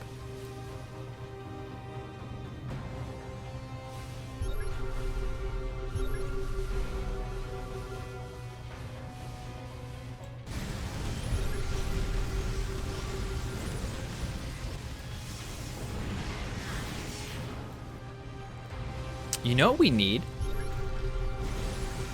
So there's only 3 people left, right? And... oh, he's gonna drop. Potentially. If he can spread these out, he might be able to drop on top of the... right over here, on top of the Liberators. Looks like he's just gonna pull back. We need a counter of units killed, buildings killed, up at the top right. So that way we know, and for everybody, right? Maybe across this area, maybe a panel that we can open. Don't want to use up too much room on the UI, right? Because that would make it not fun. But if we had that, then we could say at one point in time, okay, this player has now gone into the lead for units killed or buildings killed, and then we'll know at that point in time who's moving on. Because at this point in time, I'm pretty sure it's these players plus the fan favorite. So I might just end up calling it.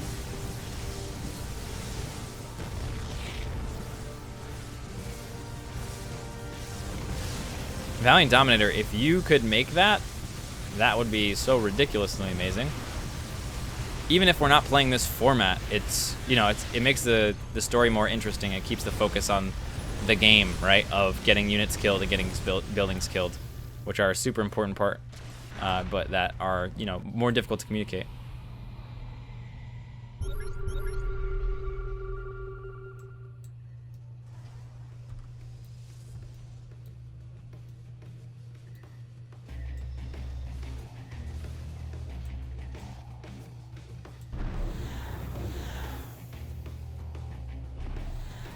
Let's take a structure count, see if anyone's producing their ability, increasing their ability to produce. Looks like no. Looks like no. I can't blame Railgun because he's got no gas. Well, the other thing too is look at this. He's not mining gas. He's not building workers to rebuilding his workers to mine gas.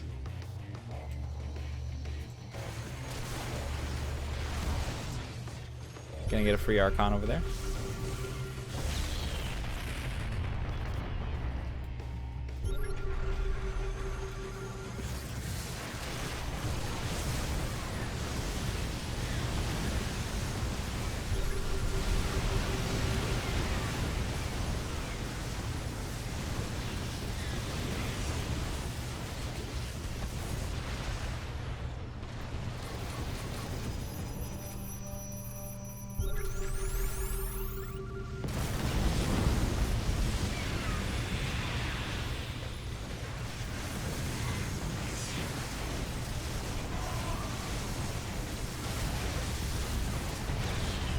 Keep in mind as well, these players have been playing for 2 hours almost at this point in time.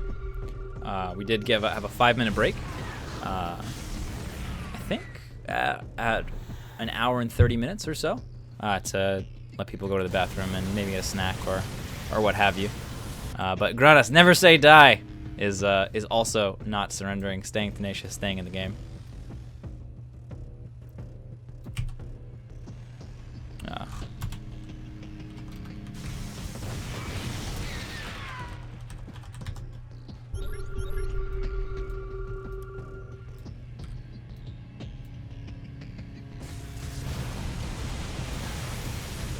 Oh, man, and this is it. This is it. Railgun down to 65 supply. Dropping auto turrets all over the place on top of the production.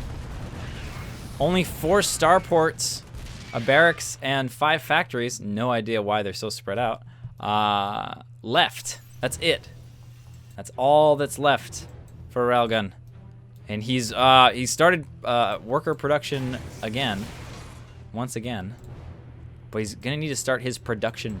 He needs more producing facilities if he wants to come back into this. Nice potential run by? No, there's no potential for run by actually. Look at this one unit hanging out on the high ground. It might just be completely out of range of anything that Protoss can do right now.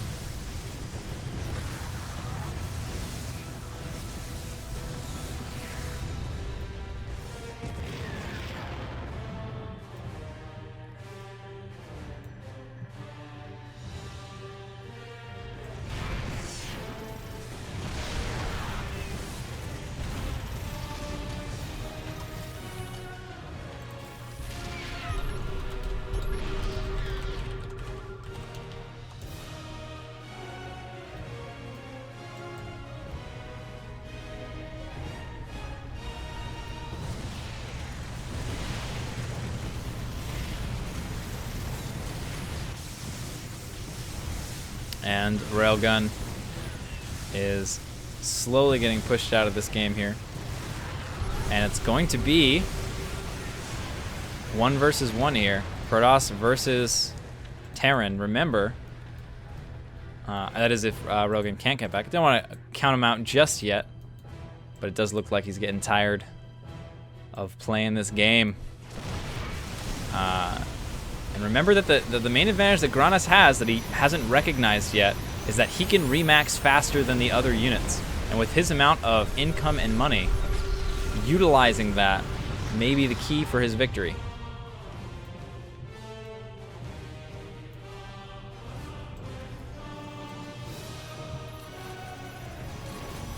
Oh man, a lot of Colossus should be falling down here as long as he did 2 per. Looks like he's going for another round. Liberator's gonna run to some cannons there for a moment.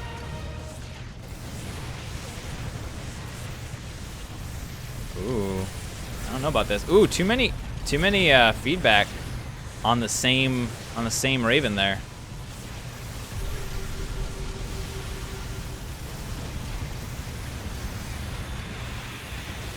Uh-oh, warping in liberation zones.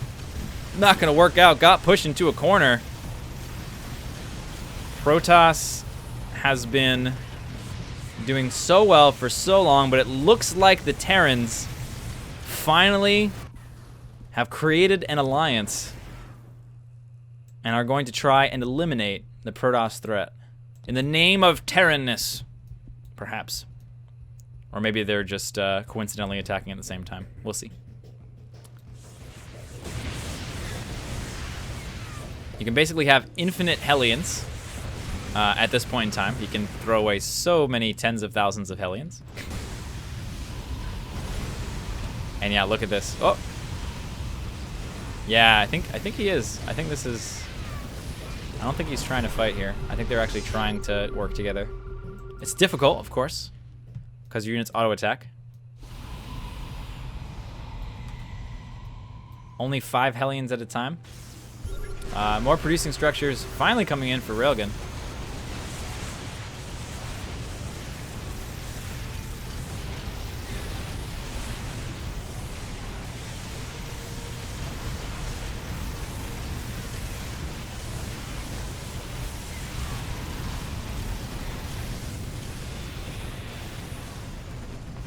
And Colossus moving across, taking some free shots from these Liberators. Things are looking bleak for Granas. The question is, will this alliance give Railgun enough time to mass up a force that can beat his Terran opponent once this alliance is severed? Again, remember, betrayals, collusion, backstabbing, and teamwork. All critical components to winning a free-for-all in the RTS genre, and perhaps just a free-for-all in any genre. Unless, of course, you don't allow collusion, which no, we encourage collusion here. Encourage collusion here at the Triathlon.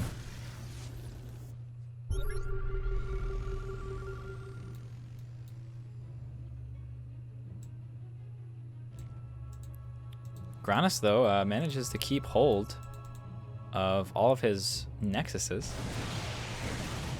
for the time being. A lot of energy going to get spent to hollow them out. In the meantime here, these Hellions potentially getting on top of the production for the Protoss player. And there we go. We do have some robos and gates over here. Nice drop over here in the main.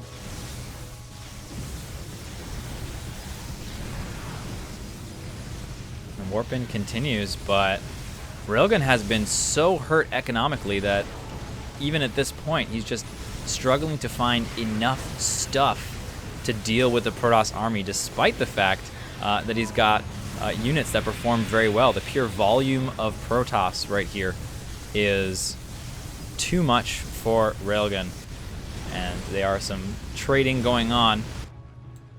Railgun is continuing to make Liberators, but he's lost a lot of his steam now.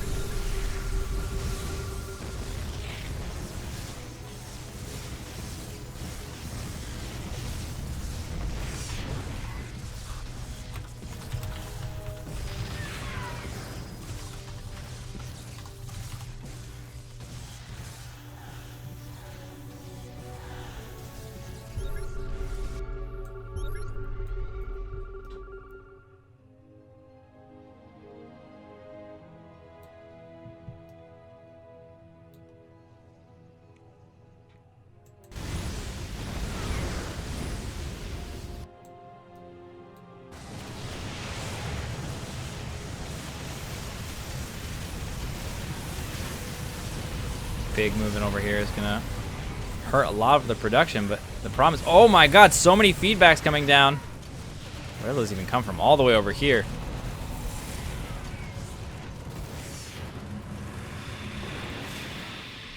Much more Archon, High Templar based army coming out at the moment. Nice drop. It looks so nice for a little run by there, but it didn't end up working out. Railgun's still alive, still massing units. It's a little bit better in his gas bank at this point in time. He's starting to come back.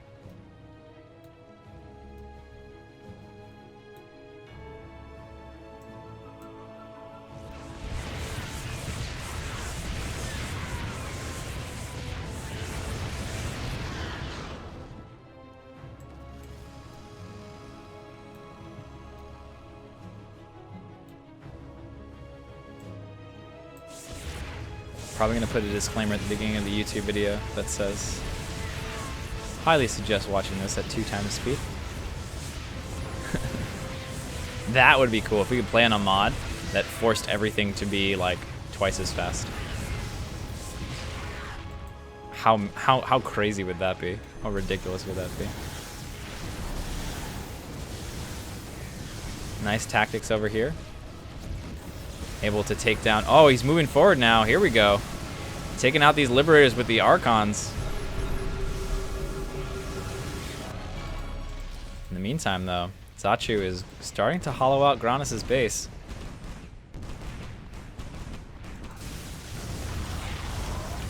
If we look at the producing structures, we have 3 starports and 4 factories left for Railgun. And actually, Zachu only has 5 starports. He's, despite all of his giant army and his max and his giant bank, he's not actually going to be able to remax very quickly. This is all coming down to who's decided to make more producing structures. And at the moment, I think it's Granis.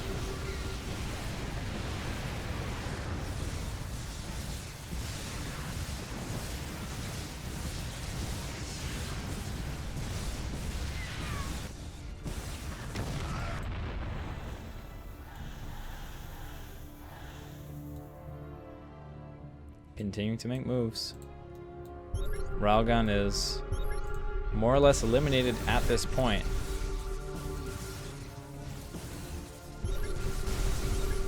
take a look at his units. He's got one SCV. And it's hiding... Where are we even? Oh, we're at the top of the map. It's stuck! He has his SCV and it's stuck behind the missile turret. And as far as structures go, they're beginning to plummet. No ability to make any new SCVs. You'd have to kill this turret with this SCV and then start rebuilding in this corner while no one is paying attention to him. However, his base has been revealed. Oh! Oh man, lots of seeker missiles coming down over here. They're going to pull away from everything else. The army remains intact, but I don't think he can pick up the whole thing, so he's got to go by land now. He's lost a lot of his mobility. Nice tactical maneuver by Suchu. And if he can hold this army in place, force them to fight through this choke, he's going to be in an excellent spot. Decides to go in and... Oh, seeker missiles abound.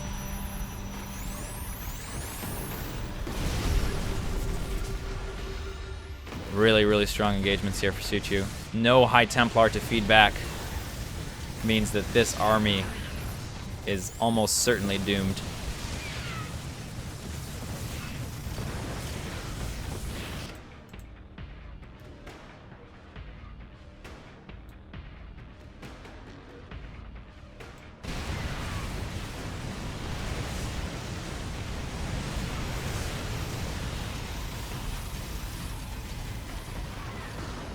All right, let's take a look at the armies. We are now down to 2 players. It's Protoss versus Terran. 31 Ravens, 18 Liberators, and Granas is looking for solutions from a man named JaKaTaKtv.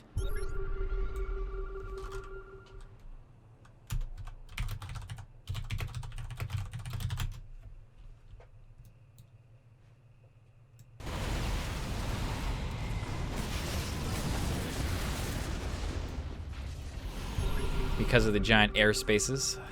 Oh man, this is so cool. Look at all these effects. This map is phenomenal. Like, just from an aesthetic standpoint, it's like so cool. There's a battle going on though, we should probably pay attention to that. Oh my god, so much blast damage landing these Liberator. They're almost dead, but the anti-air has been defeated.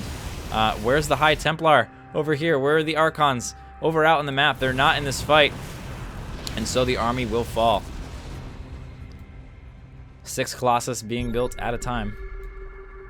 A lot of the economy of Granas has been defeated, so at this point, I don't even know if increasing his production and being in something other than gates, right? Because he needs his gas now. He's lost so much of his economy that the Remax strategy, I think he's lost his opportunity to enact it at this point.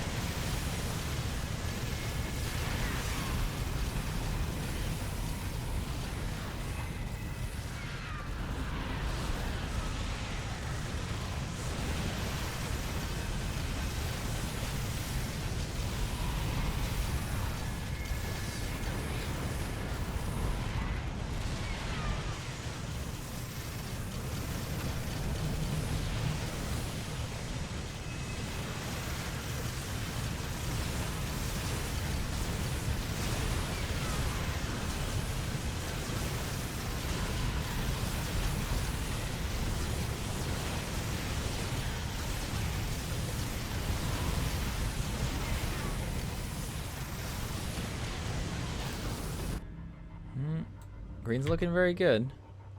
The economy is actually in favor of Granas slightly. Not for gas, but for everything else. Gas is probably the most important thing. How are we doing? Oh man, the bank though. The bank of green is the strongest. Granas needs way more income. See, the problem for Granas is that it's too late. When he had his high income, throwing away maxed out armies and instantly remaxing potentially in another location was, I think, is the only way that I could think of that he could win. Other than collusion. But now that it's a 1 versus 1, collusion is gone. Had he potentially proposed to one of the Terran players to gang up on the other one, he might have been able to get himself into a better location, better spot, but it didn't work out.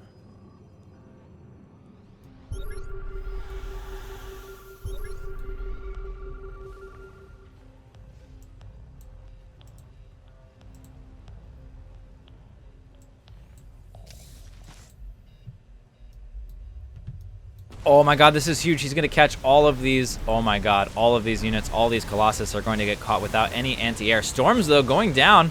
Quick siege ups from these Liberators, about one storm away from finishing them off. This one barely is going to survive, which I think he should be able to get it with Archon. Protoss still very far behind, but if you can manage to get in range, it's the hardest thing to do, right? Getting in range of these Ravens is so difficult. I think the feedback range is something like 8. So compared to the, it's too bad it doesn't say range on spells. Like, it doesn't tell you, hey, this is the range of this particular spell. But yeah, all spells have ranges just like everything else. I'm gonna start doing some scouting over here. Trying to figure out a way to do this. It's gonna need more warp gates, more robos, and more bases.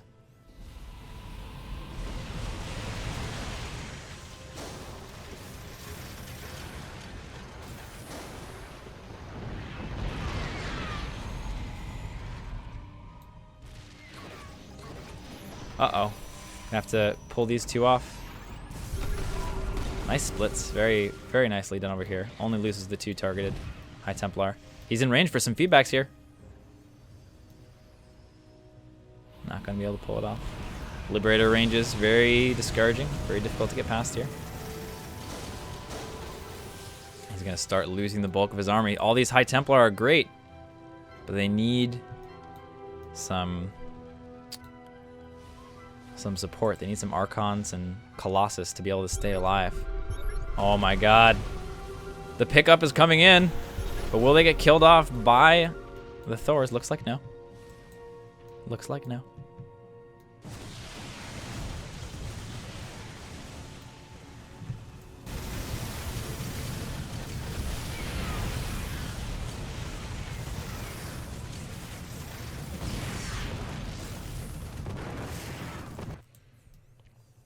The Raven control from green has been really powerful.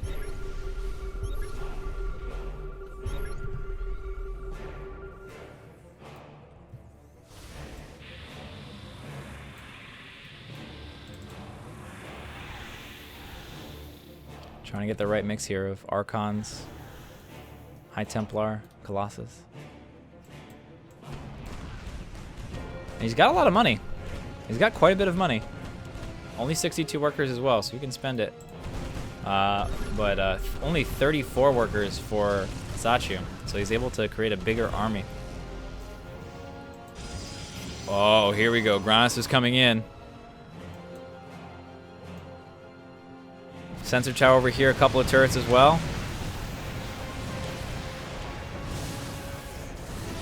Going to cut into some of the gas income of his opponent. And looks like he's just going to run in and take out that sensor tower and get out of here as quickly as he can. Oh, he's got to turn these warp prisms around. Turn the warp prisms around and kill all the Ravens. Oh, oh my god. Just kill all the Ravens. Just don't run away with the warp prisms. Yes, yes. Stay, no, stay on the Ravens. Stay on the Ravens. Oh my god. This is actually a lot of mistakes here by Sachu.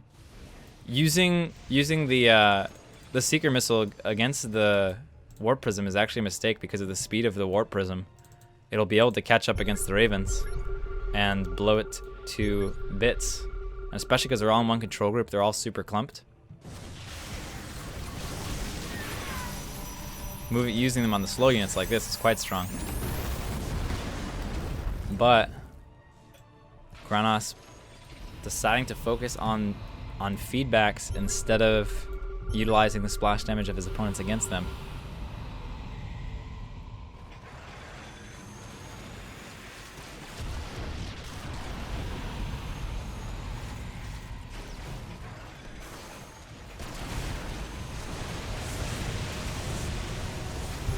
More warp prisms and probes coming out.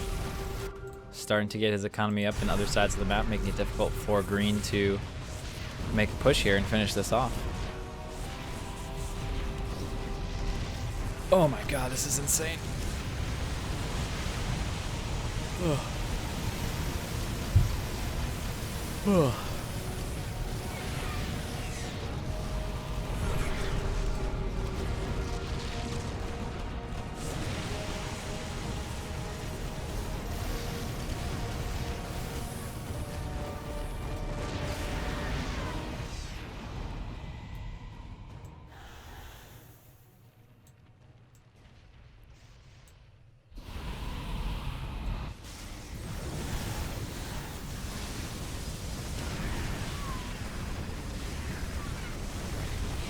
Oh, here we go.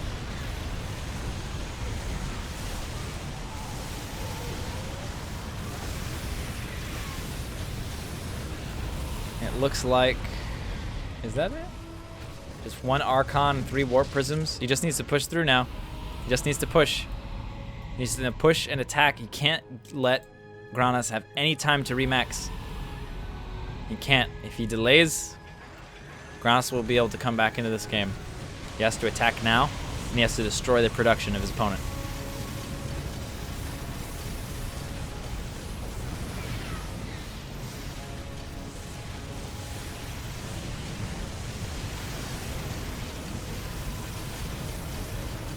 Granas a little bit salty.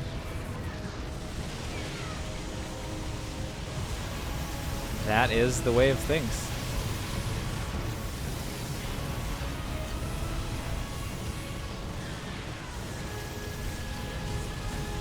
Oh, Railgun is still in the game. He has this structure, but he's not AFK. He's still paying attention to the game. All right, and that's it. GG.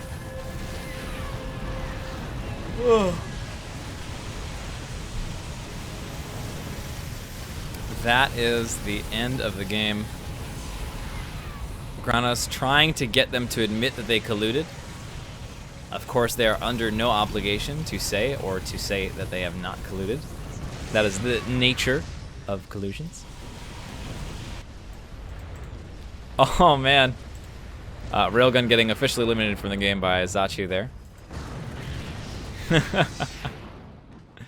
And that's it. Zachu is the winner. So we're going to go directly into the next match.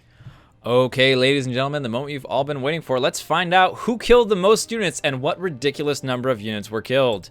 Okay, at the top is Railgun with 1,571 units killed. Second place is Zachu, and third is Granas. And finally, for the structures raised counts, we have Granas is number 1 with 421 structures raised. It will be Granas, Zachu, and Railgun, the 3 remaining players from the free-for-all to move on.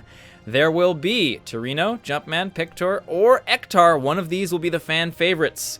So go ahead and vote in the chat. Type the name of the player that you want to move on. The first name that you type will be the person that you vote for, and we'll tally up the votes, and we'll find out who is the fan favorite as we move into the 2 versus 2. Welcome, ladies and gentlemen, to the 2 versus 2 segment. 2 versus 2 event. There are 3 events in a triathlon: the free-for-all, the 2 versus 2, and the 1 versus 1. Railgun killed the most units. Torino was the fan favorite for being ridiculously tenacious and never giving up. Granas made most buildings killed, and Zachu was the winner of the free-for-all.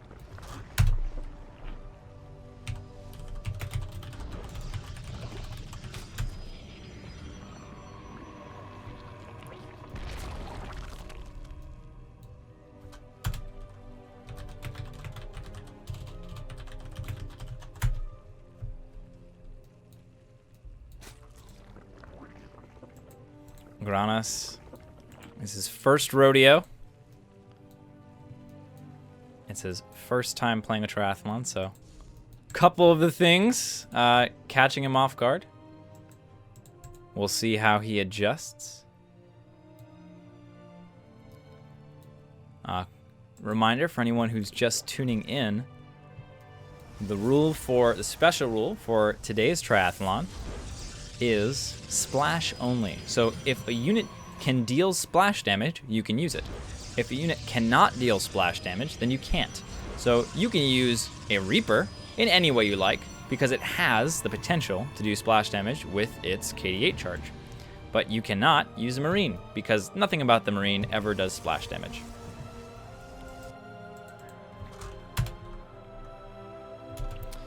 Well, I'm not going to say anything here. The Baleen S is coming along. You will be able to use the Banelings. You can't attack with the Banelings, with the Zerglings. It's very important.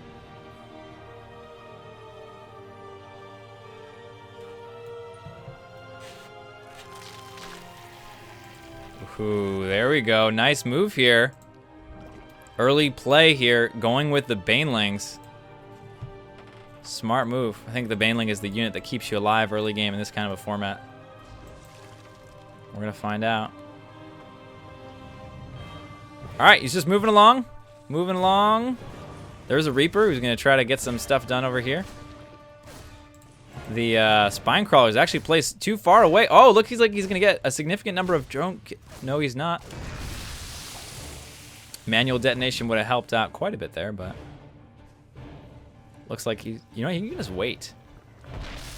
He's going to get attacked. He's running away from a drone. This Baneling is running away from a drone. Isn't this hilarious?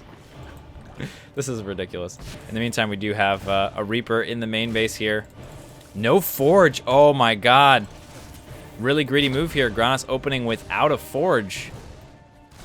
That's going to be incredibly difficult to deal with.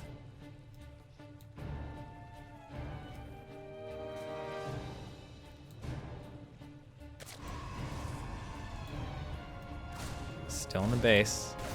There's the Forge.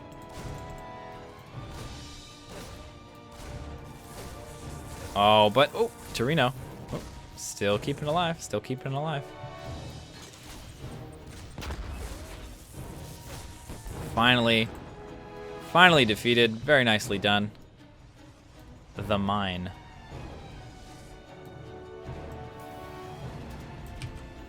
I don't see a Widow Mine anywhere.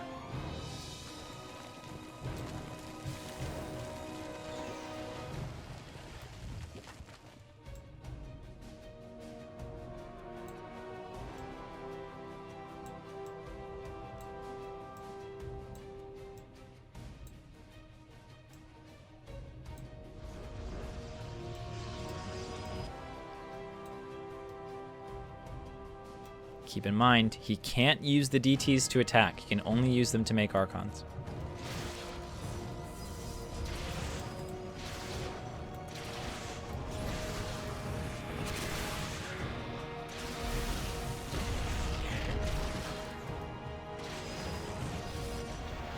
We'll get one early Archon here. Oh man, and a quick tech to Mutas from Railgun is going to be doing quite well. This Archon beginning to help out. Now the players seem to have a better handle on the format. They've been able to play it for a long time and think about this particular constraint. They're doing a little bit better. Nice spreading out over here by the Archon.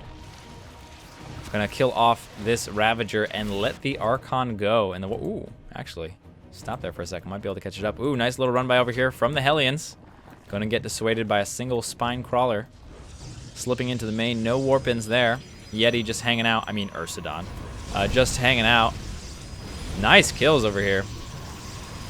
Already 6 kills, at least. And this is a really low hit point Archon. It's almost dead. Oh, man. They've got free reign of the base.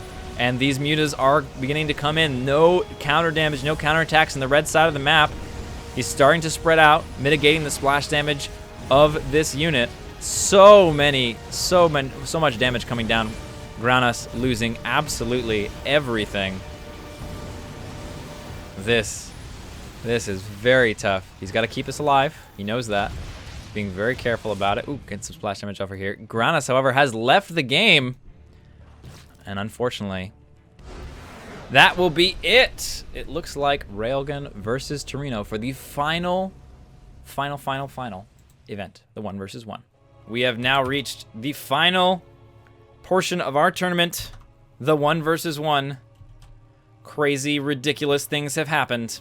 And now, here we are spawning in the top left. We've got Railgun. And the bottom right, we've got Torino. And it looks like neither player going for gas first here.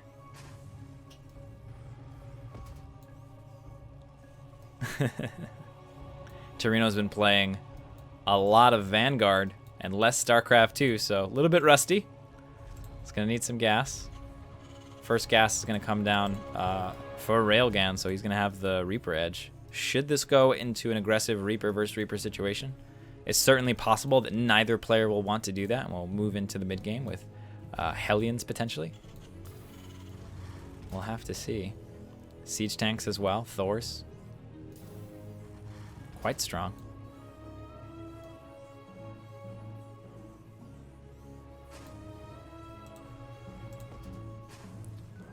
Second gas is coming down for both players. We are going to see them both go into heavy Reaper play here.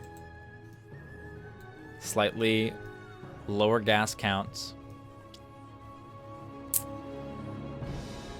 Will just be a standard TVT. Damn, I have no idea what to do. Railgun pretty confident that he'll be able to walk away with a victory here.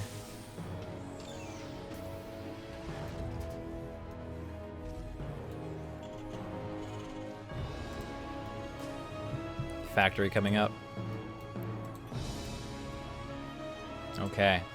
So earlier gas from Railgun, but he's not going heavy into Reapers. He's getting into Factory quite quickly. And I think Hellions will do great, right? Hellions will do great against the Reapers. So if you can get it out enough in time, he should be in a relatively good spot. This isn't 3 racks Reaper. So we'll have to see. It'll be down to the micro of these initial Reapers if they can snowball. He's got to keep them alive.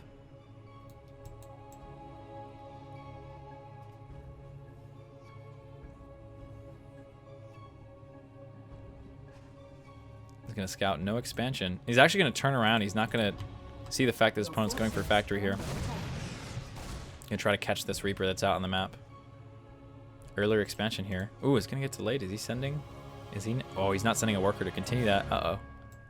His attention is elsewhere. Might hurt him. There's a bit of Reaper ledge over here. Potentially the beginnings of a wall in from Reapers only. Coming out. And the Hellions are beginning production. Moving directly into Starport here. Very cool.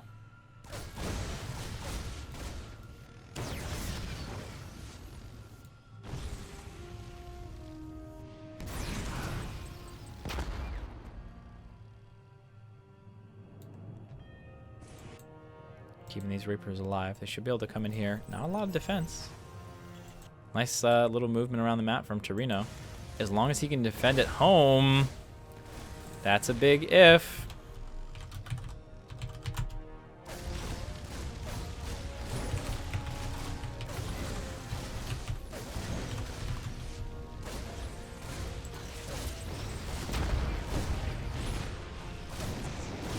It looks like we got a little bit of battle on either side of the map here. And Railgun is getting ridiculously ahead here. No Widow Mines coming out at all. Pretty big surprise here. But it looks like that's going to be the end of Torino. As tenacious as he is, there just doesn't seem to be enough units to make this happen. Raven's already starting to come out for Railgun as he's now perfected this strategy and learned this meta. That's it. GG, well played. The longest free-for-all and probably some of the shortest 2v2 1v1 games. Excellently done to all players. Big shout out to Railgun, who have managed to get into the next round, secure victory, and march his way all the way through in this very, very difficult situation. And for Torino, who in the free-for-all pretty much did nothing the entire time except try really hard and win the crowd favorite, making it into the final round. So congratulations to everyone, and we'll see you next week. Next week's special rule will be announced next week. It will not be Splash only. It will be something else. And so you'll have to think on your feet and figure out what it is you're going to do in the next triathlon.